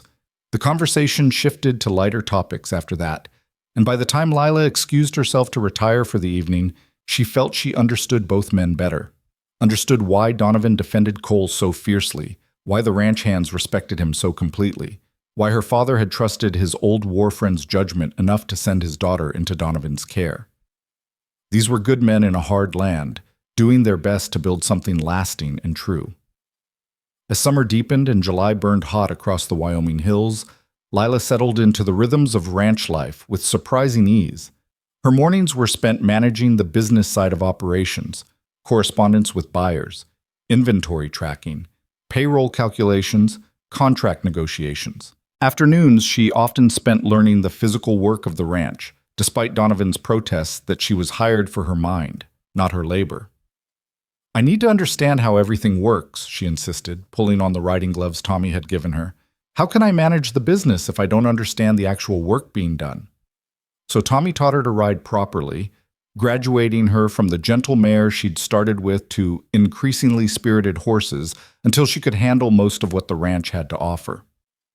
The ranch hands showed her how to mend fence, how to read cattle for signs of illness, how to manage the complex logistics of moving livestock across vast distances. And slowly, almost imperceptibly, she became not just Donovan's bookkeeper, but a genuine member of the ranch community. Cole watched her progress with what seemed like quiet approval, though he kept a careful distance that Lila couldn't quite interpret. He was never unkind, always respectful, frequently helpful when she had questions about ranch operations. But there was a wall between them, invisible but unmistakable, as if he'd decided that maintaining professional boundaries was safer than allowing anything more personal to develop. It shouldn't have bothered her. She was here to work, to build a new life, to honor her father's memory by making something of herself in this hard country. She shouldn't care whether the ranch foreman maintained polite distance, but she did care. More than she wanted to admit. "You're staring at him again," Maria observed one afternoon in late July, catching Lila watching through the kitchen window as Cole worked with a young horse in the corral. Lila jerked her attention back to the vegetables she was supposed to be chopping. "I wasn't staring, I was just watching him work. He's very good with horses." "Mm-hmm." Maria's tone suggested she wasn't fooled for a second. "And I suppose you've been asking Tommy all those questions about Cole's daily schedule because you're just interested in ranch management." "I have been interested in ranch management," Lila protested, feeling her cheeks heat. "It's important to understand how all the pieces fit together. The only piece you seem interested in understanding is the one with storm cloud eyes and a gentle way with broken things." Maria set down her own knife and fixed Lila with a knowing look. "I've seen the way you watch him, Nina, and I've seen the way he tries very hard not to watch you back." Lila's hands stilled. "What do you mean?" "I mean that man looks at you when he thinks no one's watching, looks at you like a man dying of thirst looks at water. Then he catches himself and turns away, builds that wall higher, reminds himself of all the reasons he should keep his distance." Maria's expression softened. "He's protecting you in his way, protecting you from the complications his past would bring into your life." "That's not his decision to make," Lila said quietly. "No, but it's the decision he's made anyway. Cole Mercer is many things, but selfish isn't one of them. He won't let himself care for you the way he wants to because he believes you deserve better than a man with a price on his head." The words settled into Lila's chest like stones. She'd known about the warrant, about the false accusations, about the injustice that had driven Cole into exile, but she hadn't fully considered how that history might be shaping his present choices, keeping him locked in a solitude he'd never chosen. "What if I don't want better?" she heard herself ask. "What if I want him exactly as he is?" Maria smiled sadly. "Then you're going to have to convince him that you know what you're choosing and that you're choosing it anyway. That won't be easy. Cole's spent 5 years believing he has nothing to offer anyone, that caring for people only puts them in danger. You'd have to show him different." Before Lila could respond, raised voices from the yard drew their attention. Through the window, she saw several ranch hands gathered near the barn, their postures tense, their expressions angry. Cole stood in the center of the group, his stance deceptively relaxed, but his hand resting near his gun belt in a way that suggested he was ready for trouble. "What's happening?" Lila asked, already moving toward the door. "Nothing good," Maria muttered, following her outside. They arrived just as one of the hands, a newer hire named Roberts, who Lila had never much liked, stepped forward with a newspaper clutched in his fist. "This is you, isn't it?" Roberts demanded, thrusting the paper at Cole. "This wanted poster, Cole Mercer, wanted for bank robbery and murder in Silver Falls. That's you."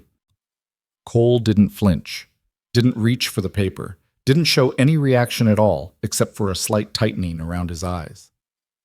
"It is." The confirmation sent a ripple through the gathered men. Some looked shocked, others angry, a few merely curious. Robert's face twisted with righteous indignation. "And you've been here 5 years, working alongside honest men, and nobody thought to mention you're a wanted criminal?"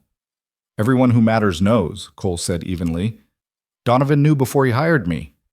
The sheriff in Whispering Pines knows. Most of the hands who've been here more than a year know. It's not a secret." "Well, it's news to me," Robert spat, "and I don't take kindly to working with murderers and thieves.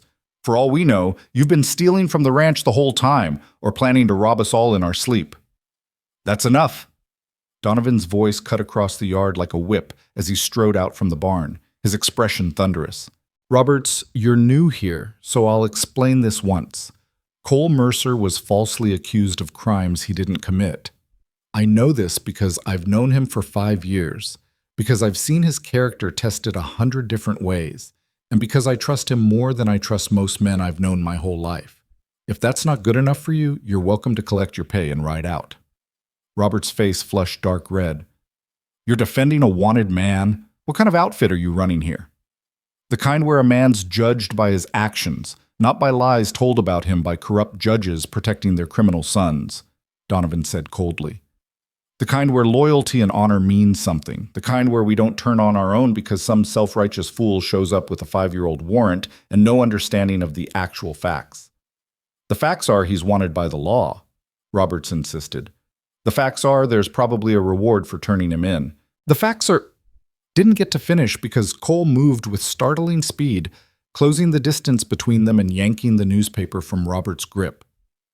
The facts, Cole said quietly, his voice deadly calm, are that you're looking for an excuse to cause trouble and a reason to collect blood money.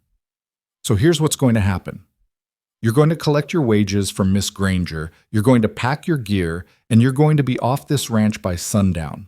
If you even think about reporting my whereabouts to the law, if you make any move that puts this ranch or these people in danger, you'll discover that some of the rumors about me are actually true. The threat hung in the air like smoke.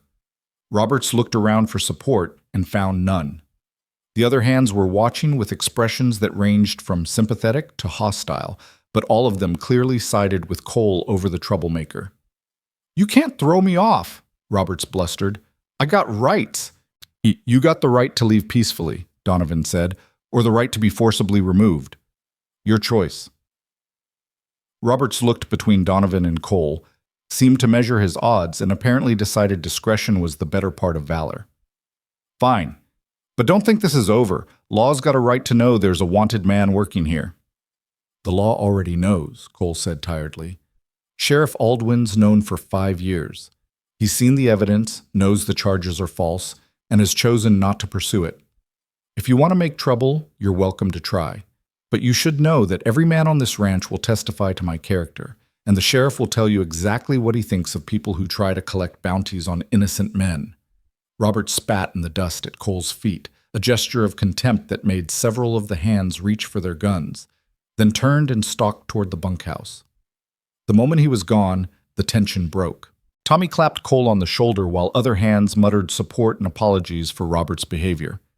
Donovan watched them with satisfaction, then caught Lila's eye and nodded toward the house. Inside Donovan's study, with the door closed against curious ears, Lila finally found her voice. "Is he going to cause trouble? Roberts, I mean. Will he actually go to the law?" "Probably," Donovan said wearily, pouring himself a whiskey and offering one to Cole, who shook his head. "But it won't matter. Sheriff Aldwin's a good man who knows the truth. He'll listen politely to Robert's accusations, thank him for his civic duty, and then explain very clearly that pursuing false charges against innocent men isn't something his office engages in." Cole stood at the window, his back to them, tension visible in every line of his body. "Maybe I should move on. I've stayed here too long anyway, gotten too comfortable. It was only a matter of time before something like this happened." "What? Don't be ridiculous," Donovan said sharply. "You're not going anywhere. This is your home, Cole. You've earned your place here 100 times over. One ignorant fool with a newspaper doesn't change that." "It's not just about me anymore, though, is it?" Cole turned to face them, and Lila saw something raw and painful in his expression. "Every time someone like Roberts shows up, every time that warrant gets dragged out and examined, it puts the ranch at risk. Puts you at risk, Donovan. And now," his eyes found Lila's, "now it puts Miss Granger at risk too. People will talk. They'll say she's living on a ranch that employs a wanted criminal. It'll damage her reputation." "I don't give a damn about my reputation," Lila said fiercely, surprised by her own vehemence. "And I don't appreciate you making decisions about what's good for me without consulting me first. I know about the charges against you, Mr. Mercer. I know they're false. I know you're a good man who's been dealt a terrible injustice. None of that changes because some bigoted fool showed up with a 5-year-old warrant." Cole stared at her, something shifting in his expression. Surprise, maybe, or the first crack in that careful wall he'd built. "You can't possibly understand what you're saying. The consequences of associating with me." "I understand perfectly well," Lila interrupted. "I understand that you buried my father when you could have ridden on. I understand that you've shown me nothing but kindness and respect. I understand that every person on this ranch who's actually worth knowing trusts you completely. That's all I need to understand." "Lila's right," Donovan added quietly. You've punished yourself long enough for crimes you didn't commit, Cole. You've isolated yourself, kept people at arm's length, convinced yourself you don't deserve connection or comfort. But that stops now. You're not leaving this ranch, you're not running again, and you're damn well not making decisions about what's best for other people without giving them a say in the matter. Cole's jaw worked, emotions warring across his face. For a long moment, none of them spoke. Then he nodded slowly, something like surrender in the gesture. All right, I'll stay. But if this brings trouble down on the ranch, then we'll face it together, Donovan said firmly. The way we face everything else. As a family. The word hung in the air between them, heavy with meaning. Lila saw Cole's throat work, saw him blink rapidly against what might have been tears, and felt her own eyes sting in sympathy. This man who'd lost so much, who'd been betrayed so deeply, was finally allowing himself to believe he might have found something worth keeping. The confrontation with Roberts proved to be exactly the catalyst Lila hadn't known she needed. Something shifted after that day. Some barrier between her and Cole that had been slowly crumbling finally gave way completely. He stopped keeping such careful distance, stopped editing his words and monitoring his expressions around her. They began to talk, really talk, during chance encounters in the barn or the office, conversations that ranged from ranch business to books they'd read to dreams they'd once held and lost. Lila learned that Cole had wanted to be a lawyer before his world collapsed, that he'd believed in justice and law with the fervor of the young and idealistic. She learned that he read poetry late at night when sleep wouldn't come, that he could quote Shakespeare and Whitman from memory, that there was a mind sharp and hungry for knowledge trapped in the body of a cowboy. And Cole learned about Lila's life before the trail, about her mother who'd died too young and her father who'd tried so hard to be both parents.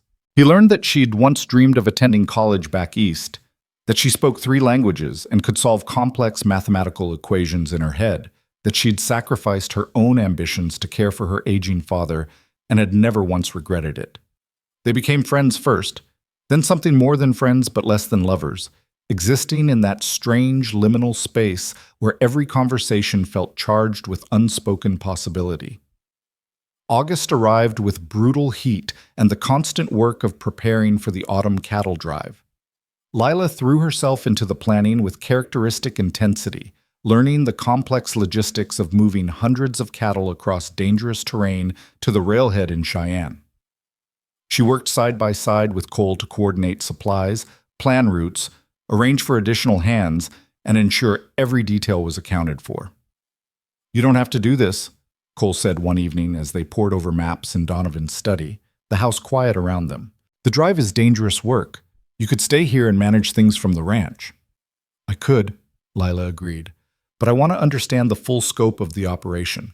How can I accurately project costs and risks if I've never actually seen what the drive entails?" Cole looked at her for a long moment, something unreadable in his storm cloud eyes. "You're not like anyone I've ever met, Lila Granger." The use of her first name, without the formal Miss, sent a small thrill through her. "Is that good or bad?" "Good," he said quietly. "Definitely good. You're smart and capable and brave in ways most people never manage. Your father would be proud of who you've become." The compliment, delivered with such simple sincerity, made Lila's throat tight. "I hope so. I'm trying to build the kind of life he wanted for me, one with purpose and meaning and the courage to face hard things." "You're succeeding," Cole said. Then after a pause, "Though I worry sometimes that you're facing harder things than you need to, that being here, being associated with me and my reputation, is making your life more difficult than it should be." "Stop that," Lila said firmly. "Stop trying to protect me from choices I'm making with full knowledge and consent. I'm not some fragile flower who needs shielding from reality, Cole. I'm a grown woman who's survived things that would have broken weaker people. Your past doesn't scare me. What scares me is the thought of you running again, of losing the friendship we've built because you've convinced yourself you're not worth caring about."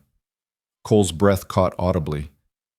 "Lila, I mean it," she continued, her voice steady despite the way her heart hammered against her ribs. "Whatever this is between us, friendship or something more, I value it. I value you. And I'm tired of watching you hold yourself at a distance because you think you're protecting me. I don't need protection. I need honesty. The silence stretched between them, heavy with everything they hadn't said.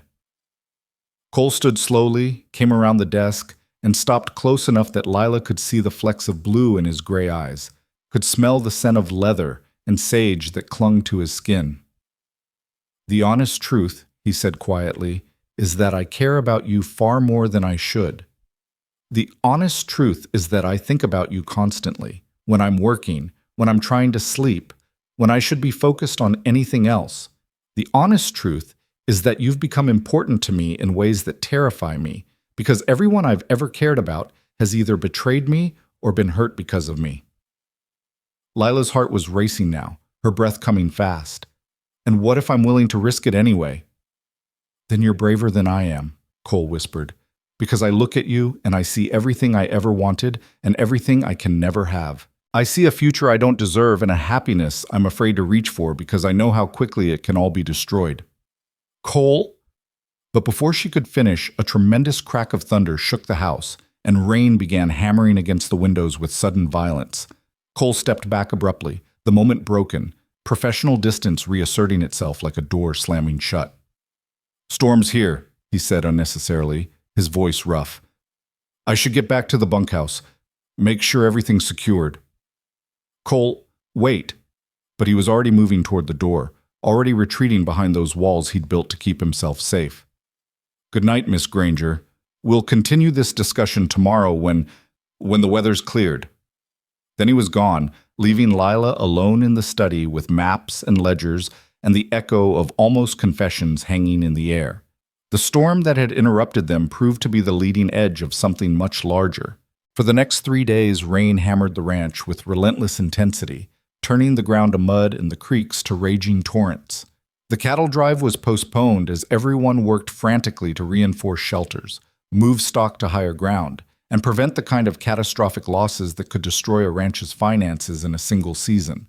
Lila worked alongside the hands, ignoring Donovan's protest that she should stay safely in the house.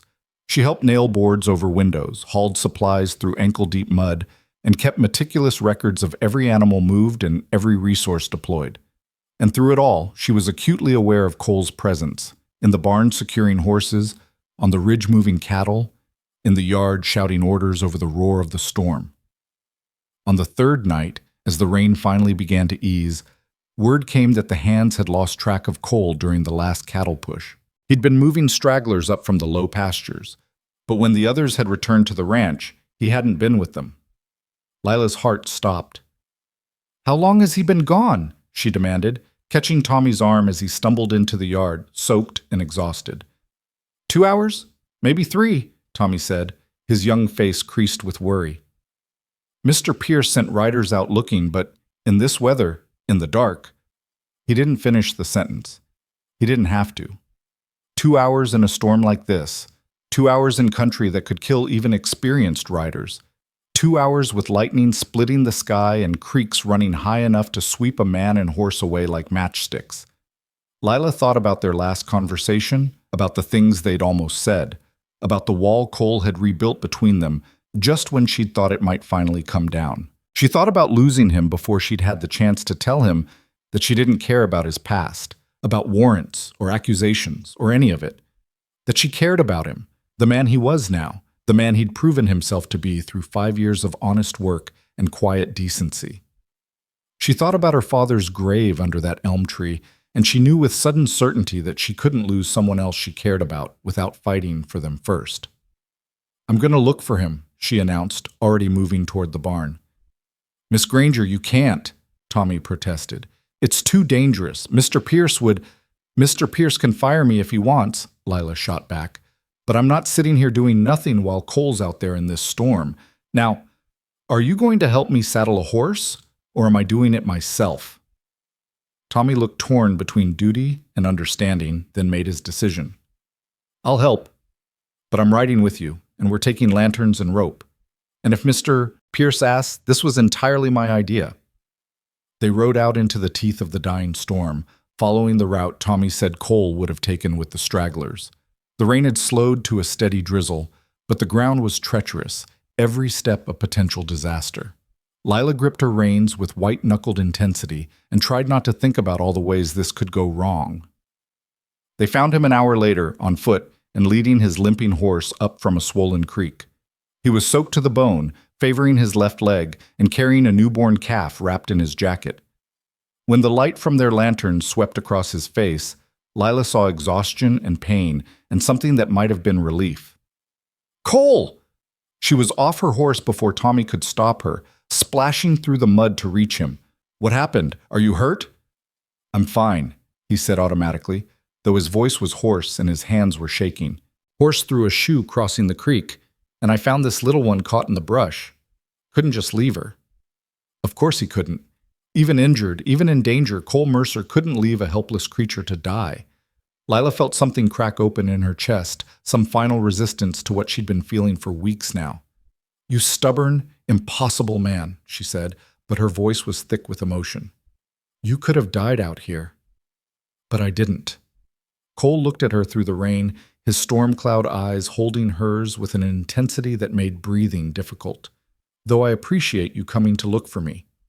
That was foolish and brave and exactly what I should have expected from you." "Someone had to," Lila said. "Someone had to show you that people care whether you make it home safe." Something shifted in Cole's expression, some wall finally crumbling for good. "Lila, don't," she interrupted. "Don't pull away again. Don't rebuild those walls. Not after this. Not after I've spent the last 3 hours terrified I'd lost you before I could tell you that I don't care about your past. I care about you. The man standing in front of me right now, the man who risks his life to save newborn calves and refuses to leave people behind and buries strangers with honor and respect. That's who I care about, Cole Mercer. And if you try to convince me I shouldn't, I swear I'll—" He kissed her. One moment she was standing in the rain, words pouring out of her in a desperate attempt to make him understand. The next, his free hand was cupped against her cheek, and his lips were on hers. And the storm, and the mud, and Tommy's shocked gasp all faded into insignificance. The kiss was gentle and fierce all at once, tasting of rain and desperation, and something that might have been hope. When they finally broke apart, both breathing hard, Cole pressed his forehead against hers and whispered words that felt like a vow. "I come back safe because I have a reason now. You're my reason, Lila. You've been my reason since that first night I found you behind that wagon, though I didn't want to admit it. I can't promise you an easy life. I can't promise the past won't catch up with us, but I can promise that I'll keep coming back as long as you'll have me." Lila's hands fisted in his wet shirt, holding him close despite the rain and the cold and Tommy's presence and the calf bleeding between them. "I'll have you, Cole Mercer. False accusations and all. Now let's get you home before you catch your death and break that promise before I've even had a chance to properly claim it." They rode back to the ranch together through the last of the storm, Cole on Tommy's horse since his own was too lame to carry weight, Lila riding close enough that their stirrups bumped with every step. The newborn calf was wrapped in Cole's jacket and cradled carefully, and when they finally reached the barn, Donovan was waiting with dry blankets and hot coffee and a knowing look that suggested he'd anticipated this development long before either of them had admitted it. "About damn time," was all he said, wrapping Cole in a blanket and steering them both toward the house. "Maria's got hot water ready for baths, and I expect you both to get warm and dry before you catch pneumonia. We'll discuss this new development in the morning, after you've both had actual sleep and can think straight." But Lila didn't need sleep to think straight. She'd never been more certain of anything in her life than she was of this, of Cole, of the feeling that had been growing between them for months, of the future they might build together despite all the obstacles in their way. The storm had passed, both outside and in its wake, everything looked different, clearer, full of possibility. As she finally climbed the stairs to her room, wrapped in warm blankets and with Cole's kiss still burning on her lips, Lila thought about her father and the life he'd wanted for her. He'd dreamed of her finding love, finding safety, finding courage. She'd found all three in the most unexpected place, and she wasn't letting any of it go. Morning brought clarity and consequences in equal measure. Lila woke to pale sunlight streaming through her window and the realization that everything had changed the night before.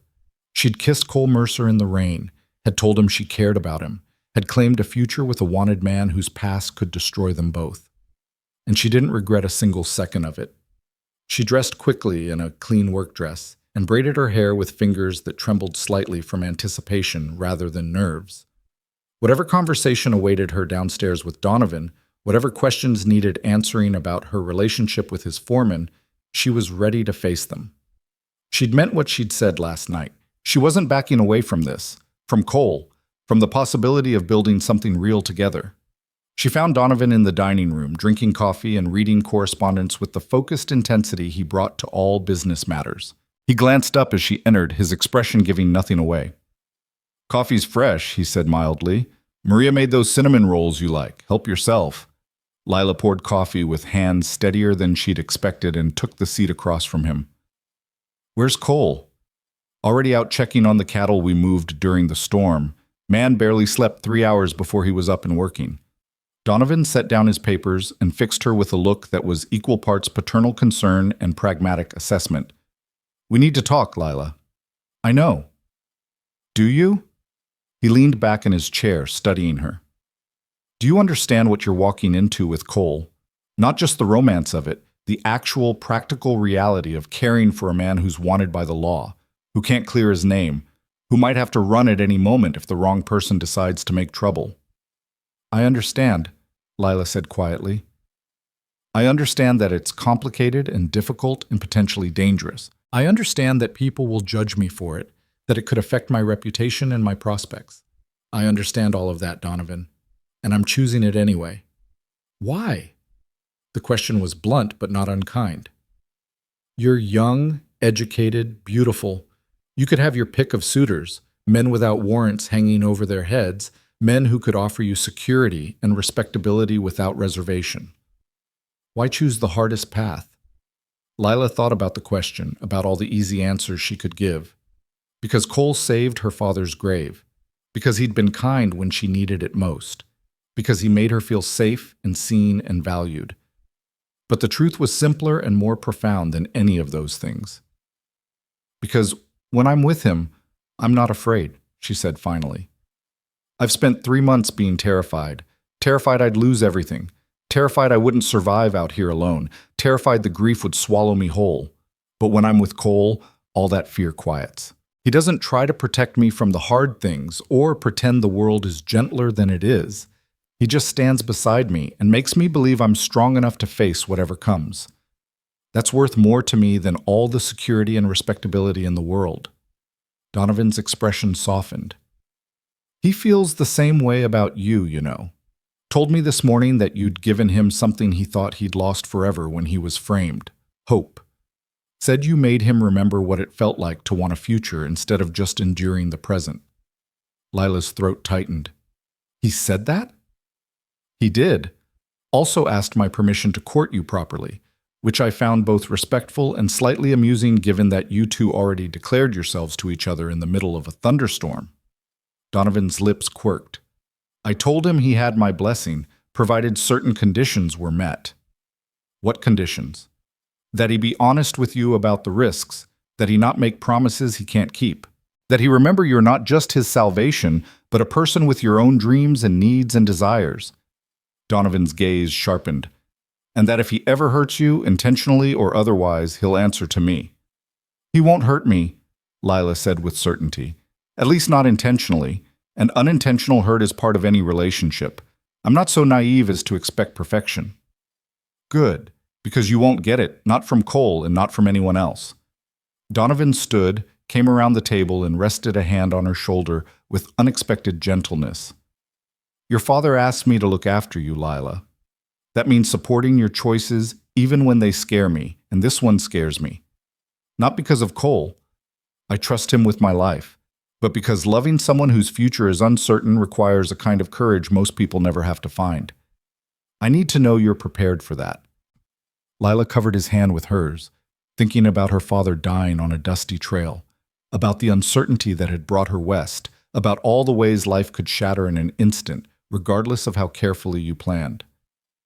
"I'm as prepared as anyone can be, and I'd rather face an uncertain future with Cole than a safe, predictable one with someone I don't love."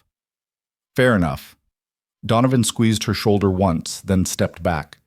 "Then you have my full support. Cole's a good man who deserves happiness, and you're a good woman who deserves the same. If you two can find it together, I'll do everything in my power to help you keep it." The conversation left Lila feeling simultaneously lighter and more weighted with responsibility. This wasn't just a romance, it was a commitment with real consequences, requiring real courage. But as she threw herself into the day's work, checking on storm damage and reorganizing supply inventories, she felt no doubt about her choice. Cole found her late that afternoon in the barn, checking on the calf he'd rescued the night before. The little creature was nursing from a wet nurse cow, healthy and vigorous, despite her traumatic arrival into the world. Lila was so focused on taking notes about the calf's condition that she didn't hear Cole approach until he spoke. "She's doing well. Stubborn thing, just like the woman who helped save her." Lila turned to find him leaning against a stall door, his hat in his hands, his expression uncertain in a way she'd never seen before. This was Cole without his walls, without his careful distance, and the vulnerability in his storm cloud eyes made her heart ache. "We need to talk," he said quietly. "About last night, about what happens now." Lila set down her notes and moved closer, close enough to see the faint scar along his jawline, the shadows under his eyes that spoke of too little sleep. "I know what happens now. We figure this out together. We build something real despite all the complications." "Lila," he said her name like a prayer and a warning both. "I need you to understand what you're agreeing to. It's not just about me being wanted, though that's part of it. It's about the fact that I can't give you the life most women want. I can't take you to fancy social events without risking recognition. I can't promise we'll always be able to stay in one place. I can't even promise we could marry legally, not while there's a warrant with my name on it. Do you want to marry me?" The question came out before Lila could think better of it, direct and unflinching. Cole's breath caught. "That's not... I'm trying to explain. Do you want to marry me?" Lila repeated, stepping closer. "Not theoretically, not someday if circumstances were different. Right now, as things are, with all the complications and risks and impossibilities. Do you want to build a life with me?" "Yes."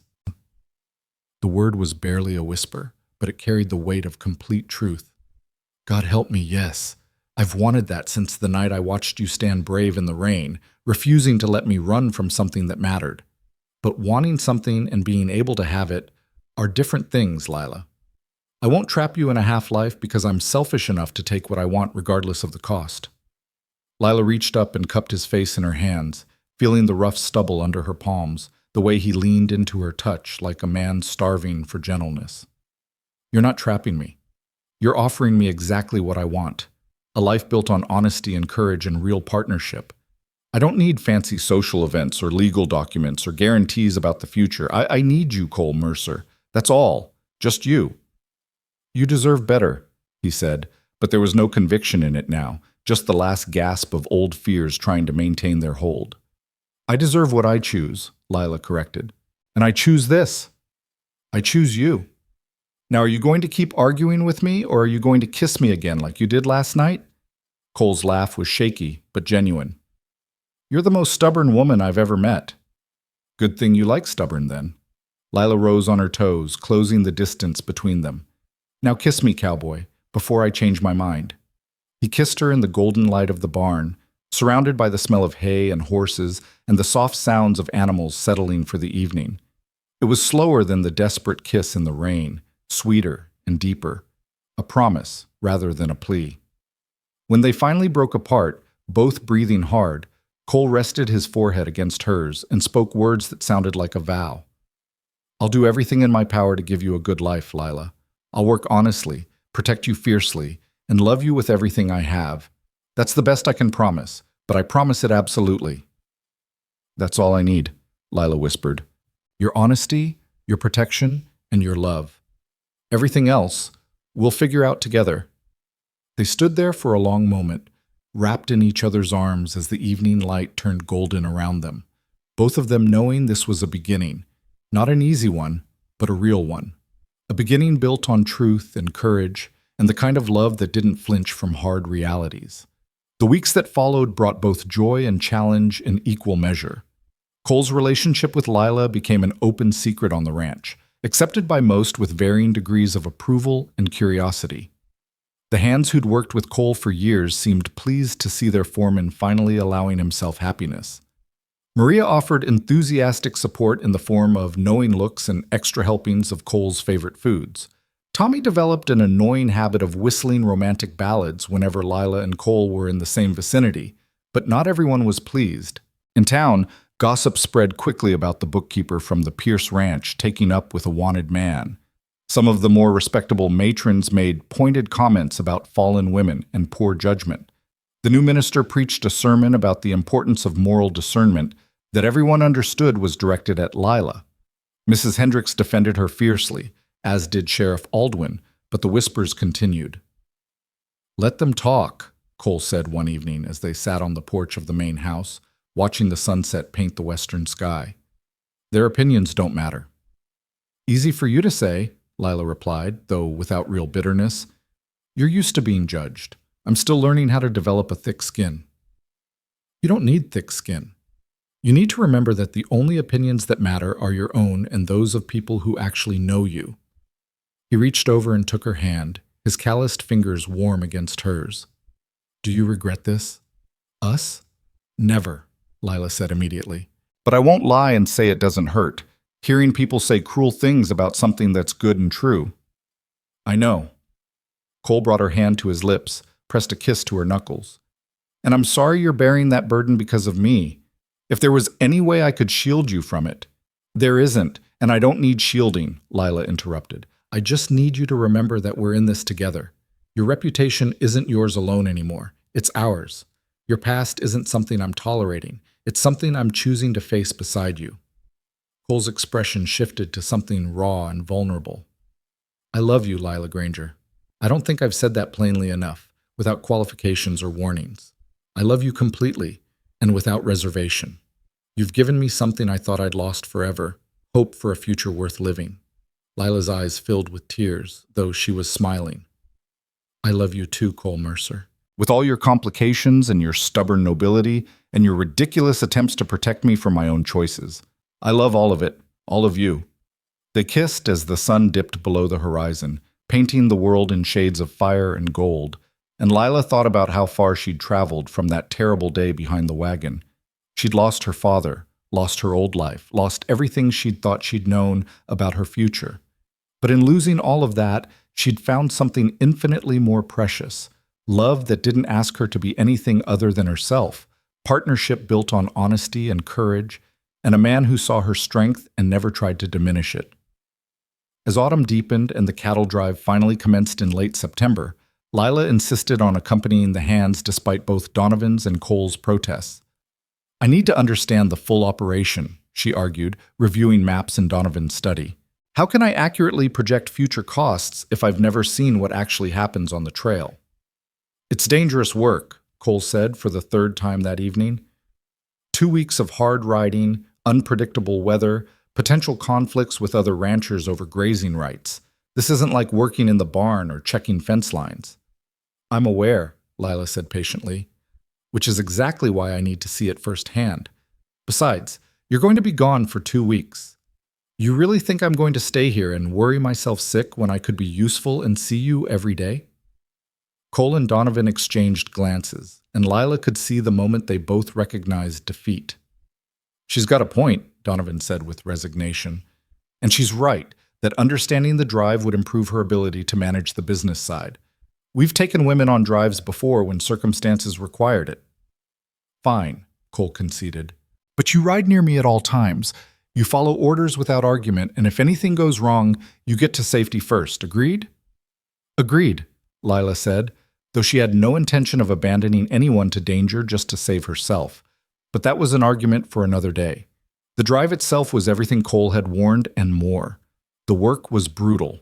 Long days in the saddle, nights on hard ground, constant vigilance against cattle straying or predators threatening the herd. Lila discovered muscles she hadn't known existed, developed blisters that became calluses, and learned to sleep despite exhaustion so profound it felt like drowning. But she also discovered joy in the work. There was something profoundly satisfying about moving hundreds of cattle across the land, about working in perfect coordination with experienced hands who knew their jobs and did them well. She learned to anticipate the herd's movements, to spot trouble before it fully developed, to handle her horse with increasing confidence even in difficult terrain. And every evening, when the cattle were settled and the camp was made, she had stolen moments with Cole, sitting by the fire discussing the day's challenges, walking the perimeter together during watch shifts, sharing the kind of quiet companionship that deepened into genuine partnership. "You're good at this," Cole said one night as they checked the herd under a canopy of stars so dense it looked like someone had spilled diamonds across black velvet. "Better than most hands I've worked with, and you've only been doing this for a week." "I had good teachers," Lila replied, guiding her horse alongside his, "and motivation to learn quickly. Can't have my cowboy thinking I'm useless in the field." "Never thought that," Cole said quietly. "From the first moment I met you, I knew you were strong. You pointed a gun at me with steady hands and clear eyes, even though you just watched your father die. That takes a kind of courage most people never find." Lila was quiet for a moment, thinking about that day, about how far she'd come from the terrified girl behind the wagon. "I was so scared, Cole. So completely terrified I could barely think. But you made it bearable. Your voice, your steadiness, it gave me something to hold on to when everything else was falling apart." "You gave me something too," Cole said. "You reminded me why I do this work, why I keep trying to be a good man even when the world's decided I'm not. Seeing you survive that day, watching you rebuild your life with such determination, it made me remember that resilience matters. That choosing to keep going despite everything matters."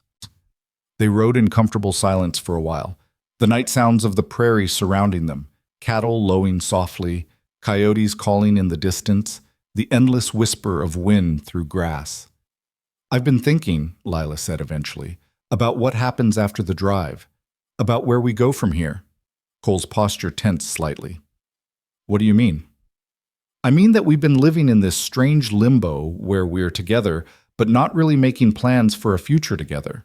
We talk around the subject of marriage, of building a permanent life, but we never actually discuss the specifics." She turned in her saddle to look at him directly. "I want specifics, Cole.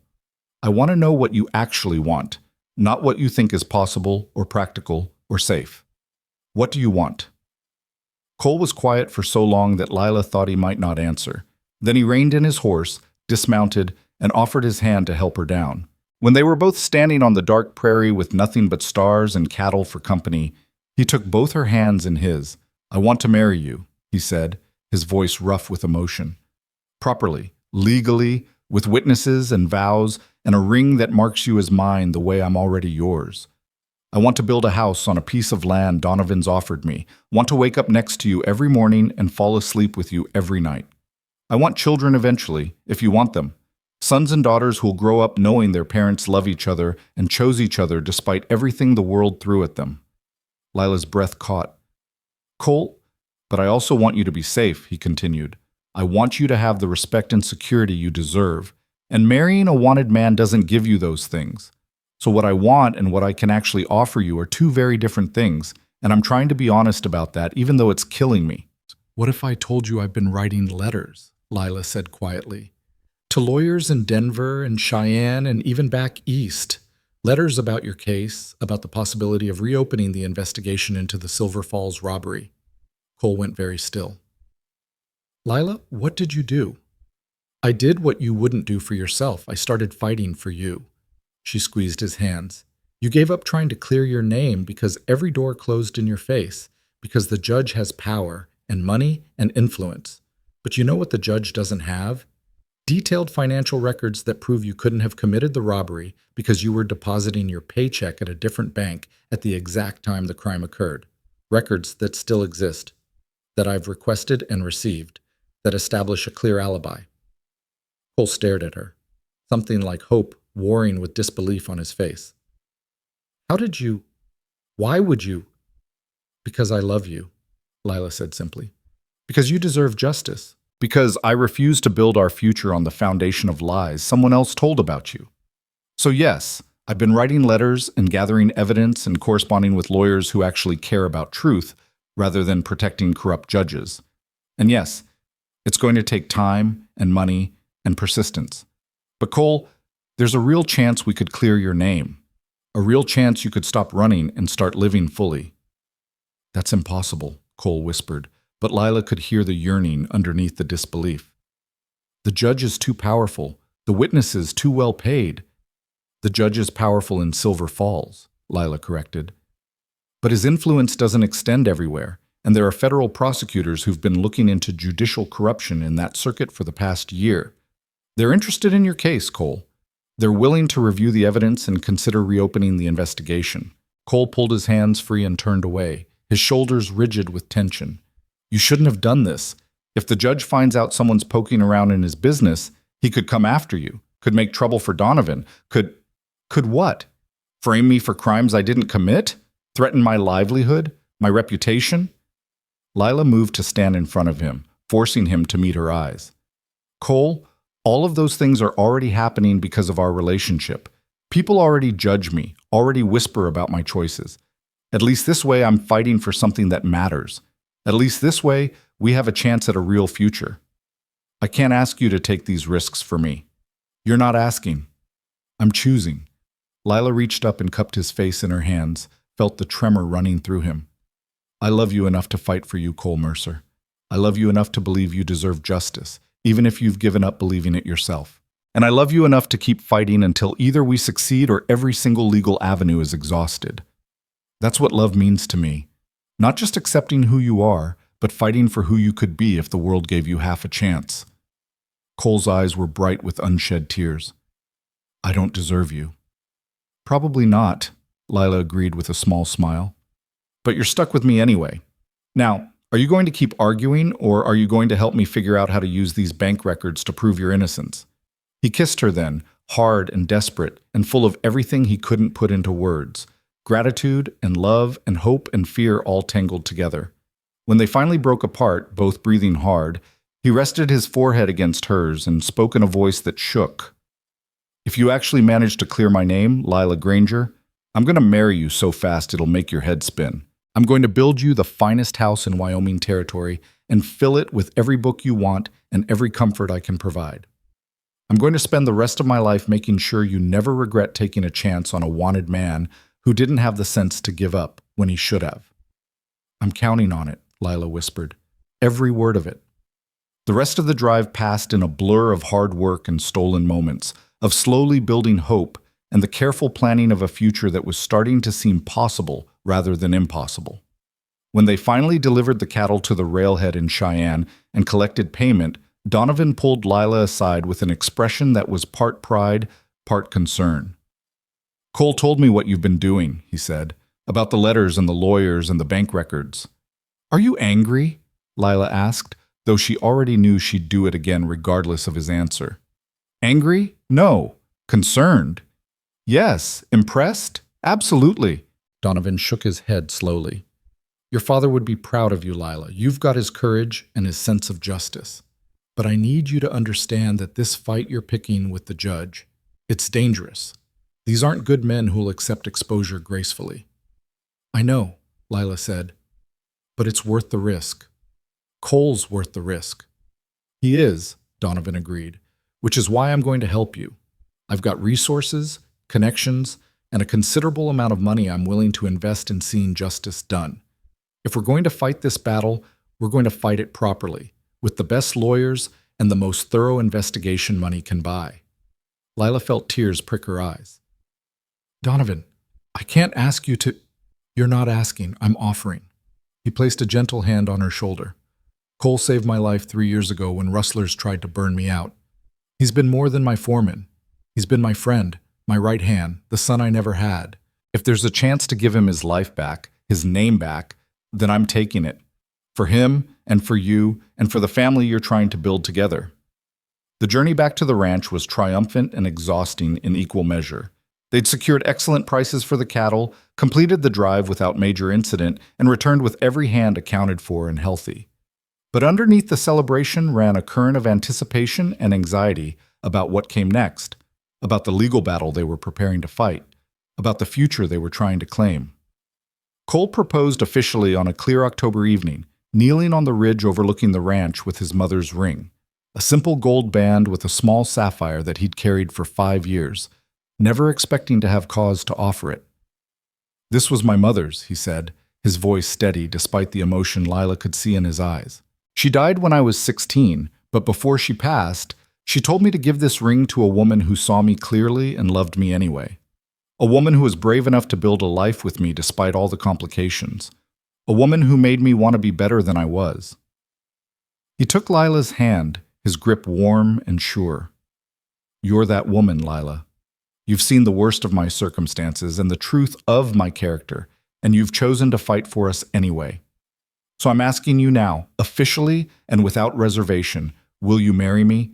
Will you build a life with me, knowing it might be complicated and difficult, but also knowing I'll love you with everything I have for as long as I live?"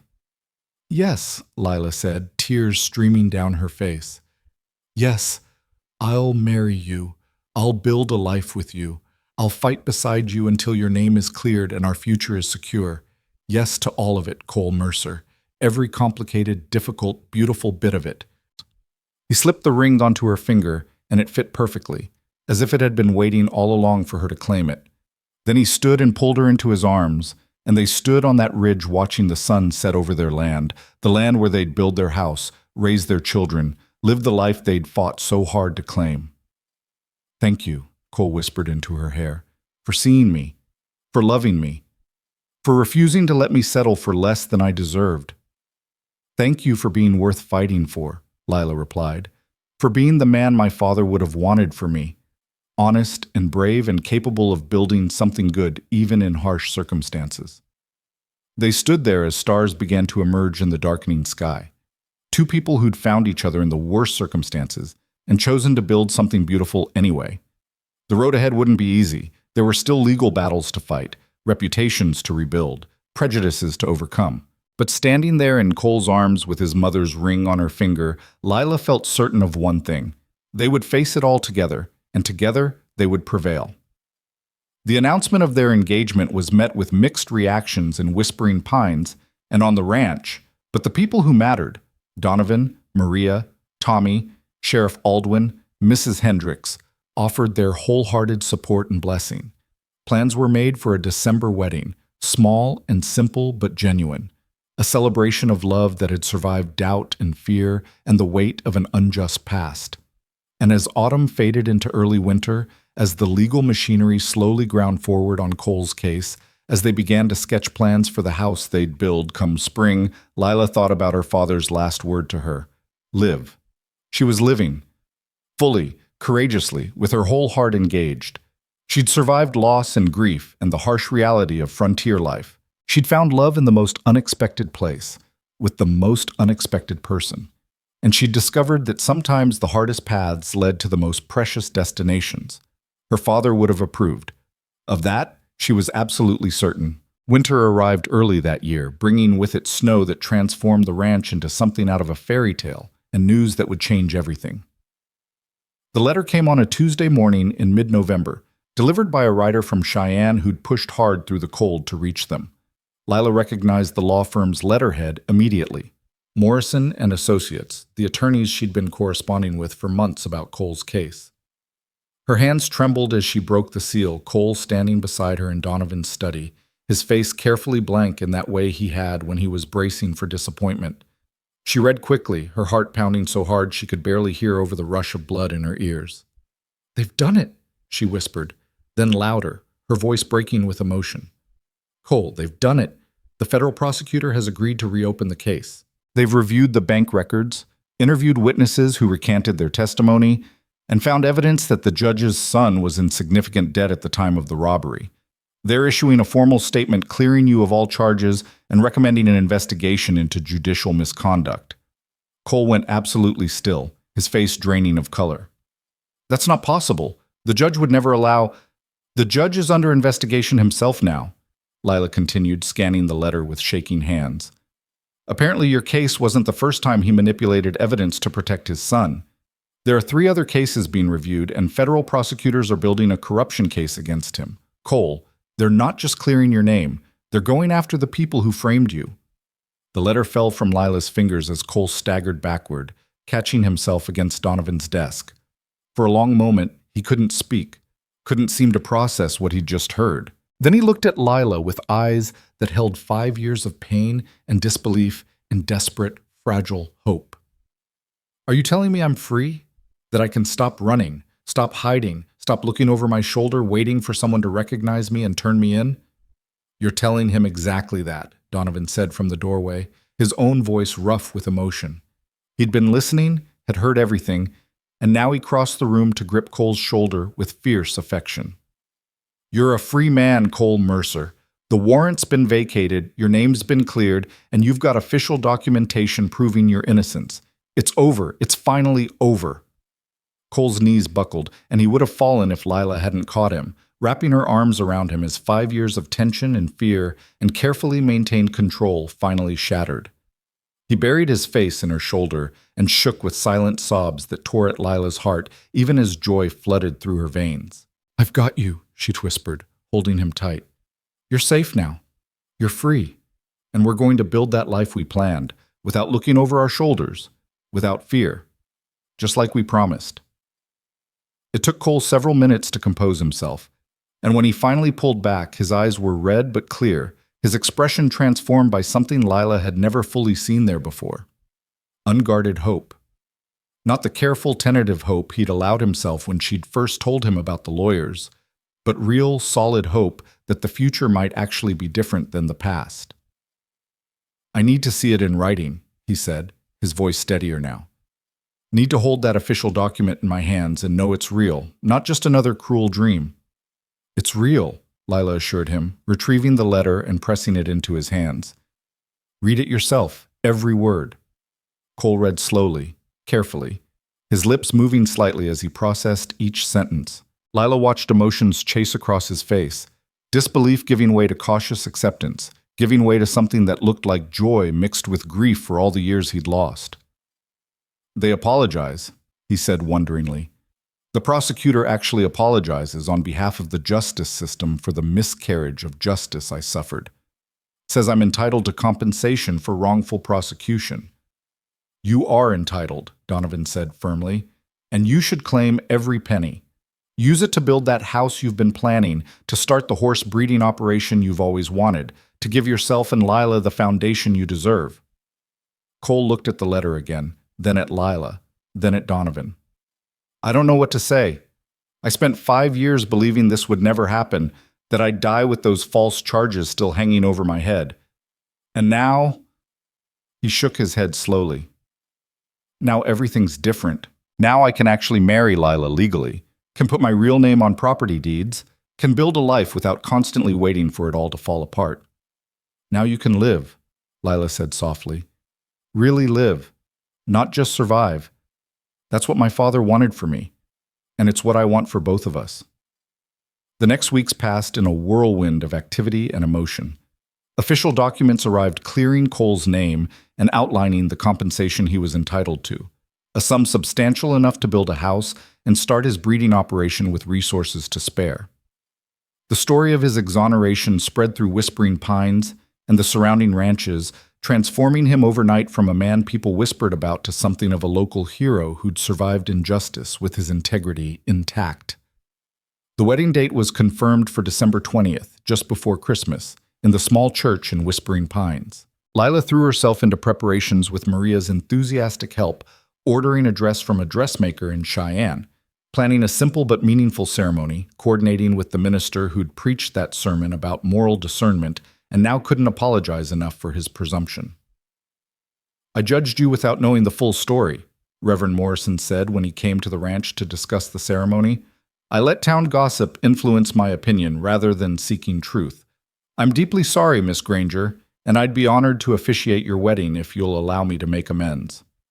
"I'll allow it on one condition," Lila said, "that you remember this lesson the next time you're tempted to judge someone based on rumors and reputation rather than character and truth."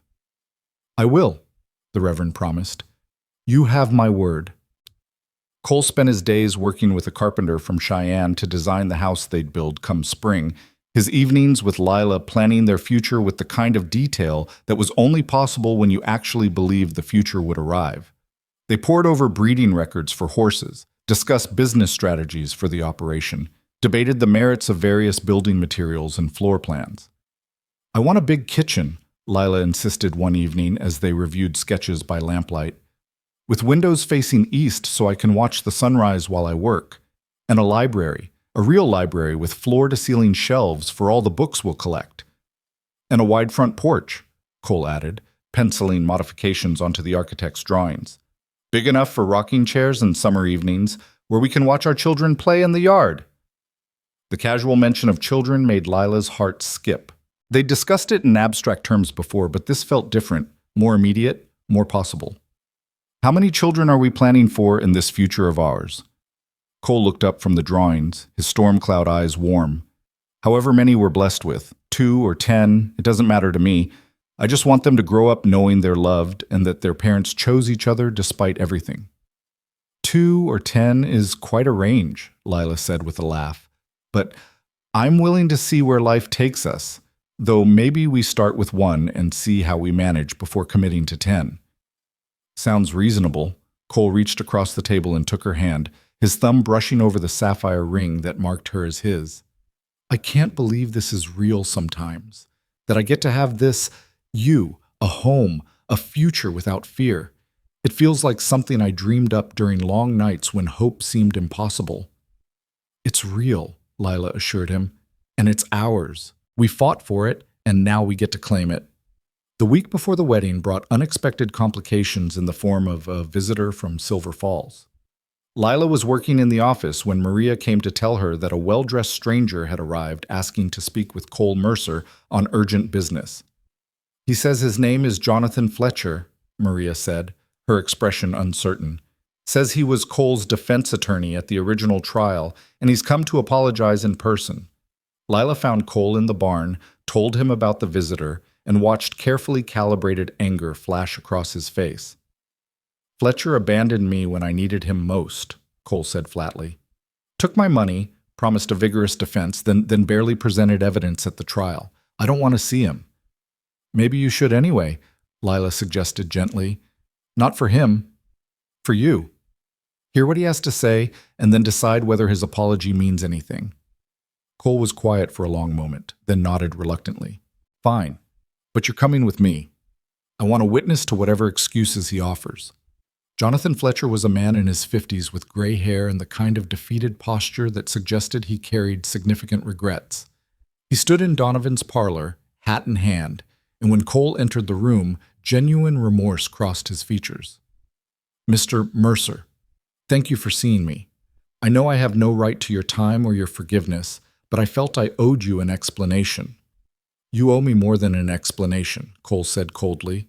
"You took my money and my trust and threw both away when the judge made it clear he expected you to lose." "You're right, and I've spent 5 years living with the knowledge that my cowardice condemned an innocent man." Fletcher's hands tightened on his hat. "The judge threatened my practice, threatened my family, made it clear that if I fought too hard for you, I'd lose everything. So I made the calculation that my security mattered more than your justice, and I've hated myself for it every day since." "That's supposed to make me feel better?" Cole demanded. "That you knowingly sacrificed me to save yourself?" "No. Nothing I say can make this better." Fletcher met Cole's eyes squarely. "I came here to tell you that I provided testimony to the federal prosecutors about the judge's threats, about the corruption I witnessed, about my own failure to uphold my ethical obligations. My testimony helped build the case against the judge. It's a small thing, inadequate recompense for what I cost you, but it's what I could offer." Cole stared at him, anger warring with something that might have been the beginning of understanding. "Why now? Why come forward after 5 years?" "Because your case has been all over the newspapers. Because seeing you exonerated reminded me what it costs to stay silent in the face of injustice. Because I have a daughter your age, and I couldn't look her in the eye knowing I'd failed someone else's child so completely." Fletcher's voice roughened. "I don't expect forgiveness, Mr. Mercer. I just wanted you to know that some of us who failed you are trying to make it right, even if it's too little too late." Lila watched Cole struggle with the apology, saw the tension in his shoulders gradually ease. Finally he spoke, his voice still hard but no longer quite so angry. I appreciate you coming forward to the prosecutors. That took courage, even if it should have happened 5 years ago. But I can't forgive you, Mr. Fletcher. Not yet. Maybe not ever. You made choices that cost me years of my life, and that's not something I can just overlook because you feel guilty now. I understand, Fletcher said quietly. For what it's worth, I'm glad you found happiness despite what I failed to prevent. Miss Granger is a remarkable woman to fight for your exoneration the way she did. You're fortunate to have her. I know, Cole said, and some of the hardness left his expression. She gave me back my life when everyone else, including you, had decided it wasn't worth saving. That's something I'll never forget. After Fletcher left, Cole stood at the window staring out at the snow-covered ranch, his expression distant. Lila came to stand beside him, not touching but close enough that he could feel her presence. Are you all right? She asked quietly. I don't know. Part of me wanted to rage at him, to make him feel even a fraction of what I felt when he abandoned my defense. But another part of me just feels tired of carrying anger, tired of letting the past define my present. Cole turned to look at her. You helped me see that it's possible to move forward without forgetting, to acknowledge what happened without letting it consume me. Fletcher's apology doesn't erase what he did, but it does close a door I've been leaving open for 5 years. That's growth, Lila said softly. That's healing, and it's a good sign for our future, that you can face your past without being destroyed by it. Cole pulled her into his arms, resting his chin on top of her head. I love you, Lila Granger. Thank you for teaching me that healing is possible, that the future doesn't have to be defined by the past. I love you too, Lila whispered. And in 6 days, we're getting married and starting that future we've fought so hard for. The wedding day dawned clear and cold, with fresh snow blanketing the world in pristine white. Lila woke in her room at the ranch for the last time as an unmarried woman, her dress hanging on the wardrobe door, her heart full of anticipation and joy and just the slightest flutter of nerves. Maria came to help her dress, fussing over the gown's fit and the placement of the simple veil Lila had chosen. The dress itself was beautiful, deep blue silk that brought out the color of her eyes, with delicate lace at the collar and cuffs that Maria had added as a wedding gift. Your father would be so proud, Maria said, tears in her eyes as she fastened the last button. You look like an angel, Nina. Cole is a lucky man. I'm lucky too, Lila said, examining her reflection in the mirror. The woman looking back at her was different from the terrified girl who'd hidden behind a wagon 6 months ago. This woman was strong and sure, marked by grief but not broken by it, ready to claim the future she'd fought for. The church was decorated with evergreen boughs and white candles, simple but beautiful. The pews were filled with ranch hands and townspeople, with Sheriff Aldwin and Mrs. Hendricks and Tommy Birch wearing his best suit and looking uncharacteristically serious. Donovan waited to walk her down the aisle, his expression a mixture of pride and paternal affection. Your father asked me to look after you, he said quietly as they waited for the ceremony to begin. I think he'd be pleased with how things turned out. You found a good man who loves you, built a life of purpose and meaning, shown more courage than most people find in a lifetime. I know I'm not your father, Lila, but I'm proud of you, deeply, genuinely proud. Lila's eyes filled with tears. Thank you, Donovan, for everything, for taking me in, for supporting my relationship with Cole, for helping fight for his exoneration. I couldn't have done any of this without you. You could have, Donovan corrected gently, but I'm glad you didn't have to. Now, let's get you married before Cole decides you've changed your mind and comes looking for you. The ceremony was everything Lila had hoped for, simple and heartfelt and achingly beautiful. Cole stood at the altar in a new suit, his dark hair neatly combed, his storm cloud eyes fixed on her as she walked down the aisle with an intensity that made breathing difficult. When she reached him and Donovan placed her hand in his, she felt the slight tremor in Cole's fingers and knew he was as moved as she was. Reverend Morrison conducted the ceremony with genuine warmth, speaking about love that overcomes obstacles and courage that transforms difficult circumstances into opportunities for growth. When it came time for vows, Cole spoke first, his voice steady and sure. Lila, when I found you behind that wagon 6 months ago, I was a man who'd given up on happiness, who'd convinced himself that survival was enough. You showed me different. You showed me that even broken things can be made whole, that even the hardest circumstances can lead to beautiful outcomes. You fought for me when I'd stopped fighting for myself, believed in me when I'd stopped believing. I promise to spend the rest of my life being worthy of that faith. I promise to love you with everything I have, to build a life with you that honors both the pain we've survived and the joy we've found. I promise to be your partner in all things, your safe harbor in every storm, and the man who chooses you every single day for as long as we both live. Lila's tears flowed freely as she spoke her own vows. Cole, my father's last word to me was live. For a long time, I thought that just meant surviving, getting through each day despite the grief. But you taught me that living means so much more. It means choosing courage over fear, hope over despair, connection over isolation. You've given me a reason to live fully, to build something beautiful in harsh country, to believe that love can triumph over even the worst injustice. I promise to stand beside you through whatever comes, to fight for our future with the same determination I fought for your exoneration, and to love you with my whole heart for as long as we both draw breath. When Reverend Morrison pronounced them husband and wife and invited Cole to kiss his bride, the kiss they shared was tender and deep and full of promise.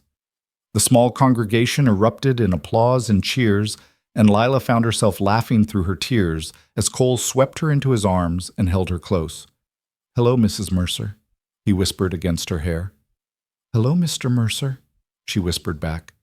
"Ready to start that life we planned?" "I've been ready since the moment you pointed a gun at me and decided I was worth trusting," Cole said with a smile. "Let's go build something extraordinary."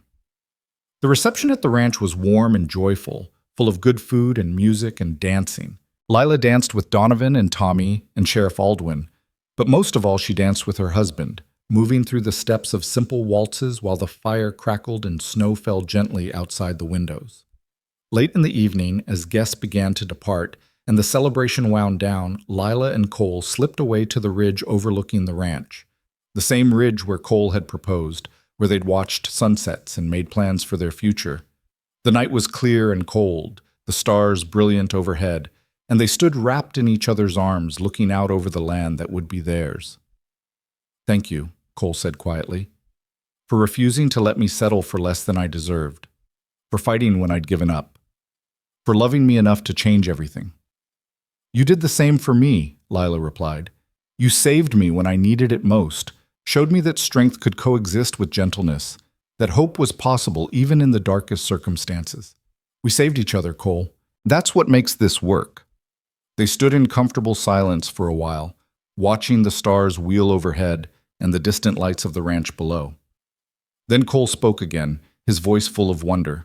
"Do you ever think about that day? The day your father died and I rode up to help you?" "Often," Lila admitted. "It was the worst day of my life and the beginning of the best thing that ever happened to me. Strange how that works, how something so terrible can lead to something so beautiful." "Not strange," Cole said. "Just life. Just the way hard things and good things are all tangled together, and you can't have one without the other. Your father's death was a tragedy, but it brought you to me, brought us to this moment. I like to think he'd be pleased with how things turned out." "He would be," Lila said with certainty. "He wanted me to be safe and loved and strong enough to face whatever came. You've given me all of that and more." Winter deepened after the wedding, bringing heavy snows that blanketed the ranch and forced everyone into the kind of close quarters that either destroyed relationships or strengthened them. For Lila and Cole, now living together in a small house on the ranch while their permanent home was being built, it was decidedly the latter.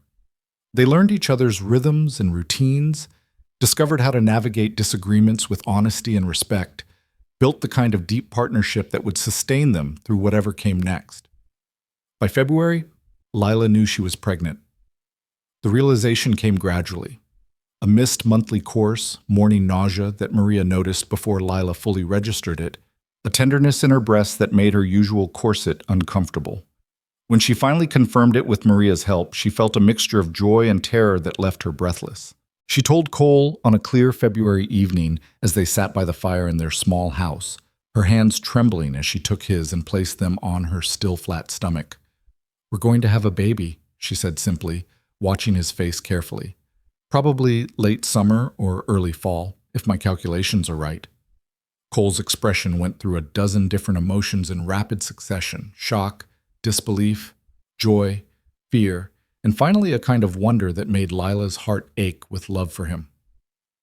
"A baby," he repeated, as if testing the word. "Our baby.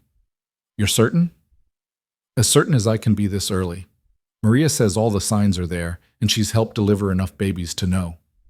Lila searched his face anxiously. "Are you pleased? I know we hadn't specifically planned for this so soon, but—" "Pleased?" Cole interrupted, pulling her into his arms with a gentleness that belied his strength. "Lila, I'm terrified and ecstatic and so full of love I can barely contain it. We're going to have a child. We're going to be parents. That's the most beautiful thing I've ever heard." Relief flooded through Lila, and she let herself relax into his embrace. "I was afraid it might be too soon, that you might not be ready." "I don't know if anyone's ever really ready," Cole said honestly, "but I can't think of anything I want more than to build a family with you, to raise children who know they're loved, who grow up watching their parents choose each other every day, who understand that good things are worth fighting for." "Our children are going to be so loved," Lila whispered, "so completely, absolutely loved." Spring arrived with the kind of explosive beauty that made Wyoming Territory feel like paradise. The snow melted in rushing torrents, wildflowers carpeted the hills, and construction began on the house Lila and Cole had designed. They spent weekends at the building site, watching their dreams take physical form. The wide front porch, the east-facing kitchen windows, the library with floor-to-ceiling shelves, the spacious bedrooms for the children they'd fill it with. As Lila's pregnancy became visible, the ranch community rallied around them with the kind of support that reminded her why she'd chosen this life. Maria knitted tiny sweaters and caps. The ranch hands built a beautiful wooden cradle as a wedding gift, and Donovan quietly set aside a college fund for his future godchild. "This baby is going to be so spoiled," Lila said one afternoon in late May, as yet another gift arrived. This one a handmade quilt from Mrs. Hendricks covered in tiny horses and stars. "Good," Cole said, his hand resting possessively on her rounded belly. "After everything we've been through to get here, this child deserves to be celebrated." By July, the house was finished, a beautiful two-story structure that looked like it had grown naturally from the land. Moving day was orchestrated chaos, with ranch hands hauling furniture and boxes, while Lila, now heavy with child, directed traffic from a comfortable chair on the porch. "You're supposed to be resting," Maria scolded, bringing her water and fanning her with a newspaper. "I'm resting," Lila protested. "I'm sitting down, aren't I? I'm just also making sure our books end up in the library instead of the kitchen." "Stubborn woman," Maria muttered, but she was smiling. "That baby's going to have your stubbornness and Cole's loyalty. Lord help us all." That night, their first night in their new home, Lila and Cole lay in their bed, a beautiful oak four-poster that Donovan had commissioned as a housewarming gift, and listened to the sounds of their house settling around them. "We did it," Lila said softly, Cole's hand warm on her belly where their baby moved and kicked. "We built this. Against all odds, despite everything that tried to stop us, we built a home and a life and a future." "You built it," Cole corrected. "You fought for my exoneration. You stood by me when everyone said you shouldn't. You refused to let either of us settle for less than we deserved. This house, this life, this family we're creating, it's all because you had the courage to believe it was possible." "We both had courage," Lila said. "You had the courage to help a stranger when you could have ridden on, to accept love when you thought you didn't deserve it, to hope for a future when all evidence suggested you'd never have one. Don't diminish your own role in this, Cole Mercer. You're just as responsible for our happiness as I am." Cole kissed her temple, her cheek, her lips. "Then let's agree we're both stubborn, courageous people who got incredibly lucky to find each other." "Agreed," Lila whispered, already drifting toward sleep with her husband's arms around her and her baby moving beneath her heart. "Now, let's get some rest. We've got a whole life ahead of us, and I have a feeling it's going to be an adventure." The baby came on a snowy night in late December, almost exactly a year after Lila and Cole's wedding. Labor began late in the afternoon with subtle contractions that Lila initially dismissed as the usual aches and pains of late pregnancy. By evening, they'd intensified to the point where even she had to admit something was happening. Cole sent Tommy racing to fetch Maria and the midwife from town while he paced the bedroom like a caged animal, alternating between holding Lila's hand and standing at the window, watching for help to arrive. "Stop pacing," Lila gasped between contractions. "You're making me nervous." "I'm making you nervous? You're the one having a baby." Cole ran his hands through his hair, making it stand on end. What if something goes wrong? What if the midwife can't make it through the snow? What if... Cole. Lila caught his hand and squeezed hard. "I need you calm. I need you strong. I need you to remember that women have been having babies since the beginning of time, and we're remarkably good at it. Now sit down, hold my hand, and tell me about the horses you're planning to breed in the spring." Cole sat, took a deep breath, and began talking about bloodlines and temperaments and training philosophies. His voice steadied as he spoke, and Lila focused on the familiar rumble of it, using it as an anchor against the pain and fear. Maria and the midwife arrived just as full labor set in, and they took over with the calm competence of women who'd done this dozens of times.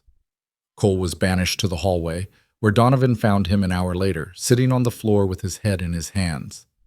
"She's strong," Donovan said, settling onto the floor beside him. "She's going to be fine, and so is the baby." "You can't know that," Cole said raggedly. "Things go wrong.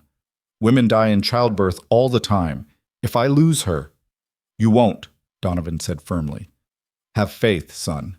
Have faith in Lila's strength, in Maria's skill, in the fact that you two have overcome every other obstacle life has thrown at you. This is just one more challenge, and you'll face it the way you faced everything else, together." It was a long night, full of waiting and worry and the sounds of labor that Cole was powerless to ease. But finally, as the first light of dawn painted the windows pink and gold, a baby's cry split the air, strong and loud and absolutely perfect. Maria opened the door, tears streaming down her face. "It's a girl, Cole. A healthy, beautiful baby girl. And Lila's fine. Tired but fine. She's asking for you." Cole stumbled into the bedroom to find Lila propped against pillows, sweaty and exhausted, and more beautiful than he'd ever seen her. In her arms, wrapped in a soft blanket, was the smallest, most perfect creature he'd ever laid eyes on, their daughter, with a cap of dark hair and eyes that were trying valiantly to focus on her mother's face. "Come meet your daughter," Lila said softly, her voice hoarse but full of joy. "Come meet Grace." "Grace," Cole repeated, moving to the bed as if in a dream. "We decided on Grace?" "After my mother," Lila said. "I thought about naming her after my father, but Grace seemed right. A reminder that good things can come after terrible loss, that love can bloom even in the harshest circumstances." Cole sat carefully on the edge of the bed, and Lila placed their daughter in his arms. Grace made a small sound of protest at the transfer, then settled, her tiny hand curling around Cole's finger with surprising strength. "Hello, Grace," Cole whispered, his voice breaking. "I'm your father. I'm going to love you and protect you and make sure you grow up knowing you're cherished. I'm going to teach you to ride and read and think for yourself. I'm going to show you that good men exist and that love is worth fighting for and that courage matters more than comfort." "We're going to show her all of that," Lila corrected gently, "together, the way we do everything else." Cole looked from his daughter to his wife, both of them safe and healthy, and his, and felt something in his chest expand until it felt like his heart might burst from the sheer magnitude of what he was feeling. "I love you," he said, though the words felt inadequate for what he was experiencing. "Both of you. More than I knew it was possible to love anything." "We love you too," Lila whispered. "Our family. Our beautiful, hard-won family." The days that followed were a blur of sleepless nights and the steep learning curve of new parenthood. Grace was a vigorous baby with a healthy set of lungs and definite opinions about when she wanted to eat and sleep. Lila and Cole stumbled through those first weeks with the kind of exhausted determination that marked all worthy endeavors, learning how to change diapers and soothe colicky crying and function on minimal sleep. But through it all ran a current of profound joy. Joy at watching Grace discover the world with wide, wondering eyes. Joy at seeing Cole transform into a gentle, attentive father who could calm their daughter with nothing but his voice and his steady presence. Joy at the simple miracle of their family, gathered together in the home they'd built, living the life they'd fought so hard to claim. On a clear afternoon in early March, when Grace was 3 months old and starting to smile at her parents with intentional recognition, Lila stood on their front porch holding her daughter while Cole worked with horses in the nearby corral. The spring sun was warm on her face, and she could smell the first hints of wildflowers on the wind. Grace cooed in her arms, one tiny hand batting at Lila's face, and Lila felt her heart overflow with gratitude for this moment, this life, these people who'd become her whole world. Cole glanced over from the corral, saw them watching, and smiled. That full, unguarded smile that still took Lila's breath away, even after more than a year of marriage. He finished with the horse, vaulted the fence with easy athleticism, and crossed the yard to join them on the porch. "What are my two favorite girls doing?" he asked, dropping a kiss on Grace's head and then on Lila's lips. "Watching you work and counting our blessings," Lila said. "Grace wanted to remind you that she's going to be an expert rider someday, and you should probably start preparing appropriate horses now." "Is that what she said?" Cole took Grace from Lila's arms, holding her up so they were eye to eye. "You want to be a rider like your old man? Well, we'll start you on a gentle pony when you're about 2, work you up to something with more spirit by 5. By the time you're 10, you'll be the best horsewoman in Wyoming territory." Grace responded by grabbing his nose and babbling something that might have been agreement or might have been a demand for food. Cole laughed, the sound rich and full and completely free of the shadows that had once darkened it. "I can't believe this is our life," he said, settling onto the porch steps with Grace in his lap. "A year and a half ago, I was a wanted man who'd given up on happiness. Now I'm sitting on my own porch, holding my daughter, married to the most extraordinary woman I've ever met. It feels like something I dreamed up, not reality." "It's real," Lila assured him, sitting beside him and resting her head on his shoulder. "Sometimes I have to pinch myself too, but it's absolutely real. We built this, Cole. Out of grief and injustice and impossible odds, we built something beautiful and true." They sat in comfortable silence for a while, watching the sun track across the sky and Grace slowly drift toward sleep in her father's arms. In the distance, Lila could see Donovan riding in from the far pastures, could hear the sounds of the ranch settling into evening routines, could smell dinner cooking as Maria worked in their kitchen. "You know what I think about sometimes," Cole said quietly. "I think about that day I found you behind the wagon. How easily I could have ridden past, could have decided it wasn't my problem, could have let fear of recognition keep me from stopping. And if I had, I would have missed all of this. You, Grace, this life we've built. It terrifies me to think how close I came to losing everything that matters because I was afraid." "But you didn't ride past," Lila reminded him. "You stopped. You helped. You chose courage over fear, connection over isolation. That's what makes you who you are, Cole. The man who stops when others would ride on, who helps when it would be easier to look away, who chooses love, even when it's complicated and difficult." "You chose the same things," Cole pointed out. "You could have accepted any number of easier paths, stayed in Missouri, married someone safe and respectable, lived a quiet life without complications. But you chose adventure and challenge and a man with a wanted poster.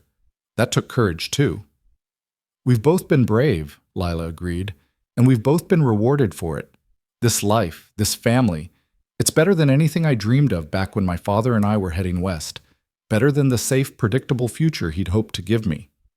Cole shifted Grace carefully to one arm and wrapped the other around Lila, pulling her close. "Your father would be proud of you, of the woman you've become, the life you've built, the courage you've shown. I wish he could have met Grace, could have seen how his sacrifice led to all of this." "I think he knows," Lila said softly.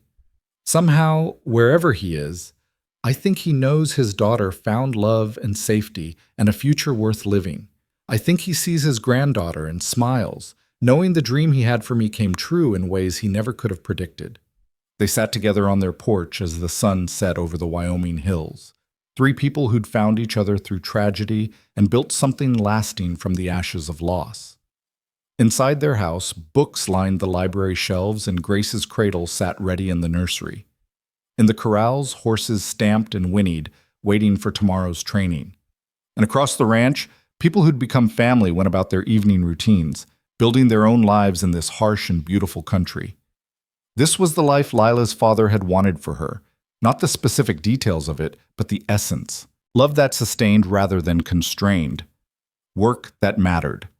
Courage that transformed fear into possibility. A home built not on what had been lost, but on what had been found. As Grace stirred and woke, demanding attention with her usual vigor, Lila took her daughter from Cole's arms and looked into those eyes that were starting to shift from newborn blue to something that might become her father's storm cloud gray. "You turned a stranger into a home," she whispered to Cole, echoing words he'd spoken to her on their wedding night. "You turned grief into joy, fear into courage, impossible into inevitable. You showed me that happy endings aren't fairy tales. They're what happens when people refuse to give up on each other or themselves."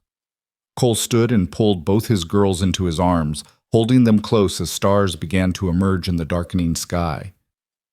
"We showed each other," he corrected. "Every step of the way we showed each other that love is worth fighting for, that justice matters, that broken things can be made whole." And there, on the porch of their home in the Wyoming Territory, with their daughter between them and their future stretching out wide and bright and full of promise, Lila and Cole Mercer held each other close and believed, completely, absolutely, without reservation, that the best was yet to come. Their story had begun with a gunshot and a grave and a stranger who stopped when he could have ridden on. It had been tested by injustice and grief and the harsh realities of frontier life, but it had endured, had thrived, had transformed into something more beautiful than either of them had dared to dream. And as Grace babbled between them, reaching for the first stars appearing overhead, Lila thought about her father's final word to her, "Live," and knew with certainty that she was doing exactly that. Living fully, loving completely, building a future worthy of all the courage it had taken to claim it. The story that had started in blood and fear and desperate survival had become something else entirely, a story of love and hope and the kind of happiness that could only be earned through struggle and sacrifice and refusing to surrender to despair. It was, Lila thought, as Cole kissed her temple and Grace grabbed her father's finger with determined strength, exactly the ending her father would have wanted for her, and exactly the beginning she and Cole had fought so hard to claim.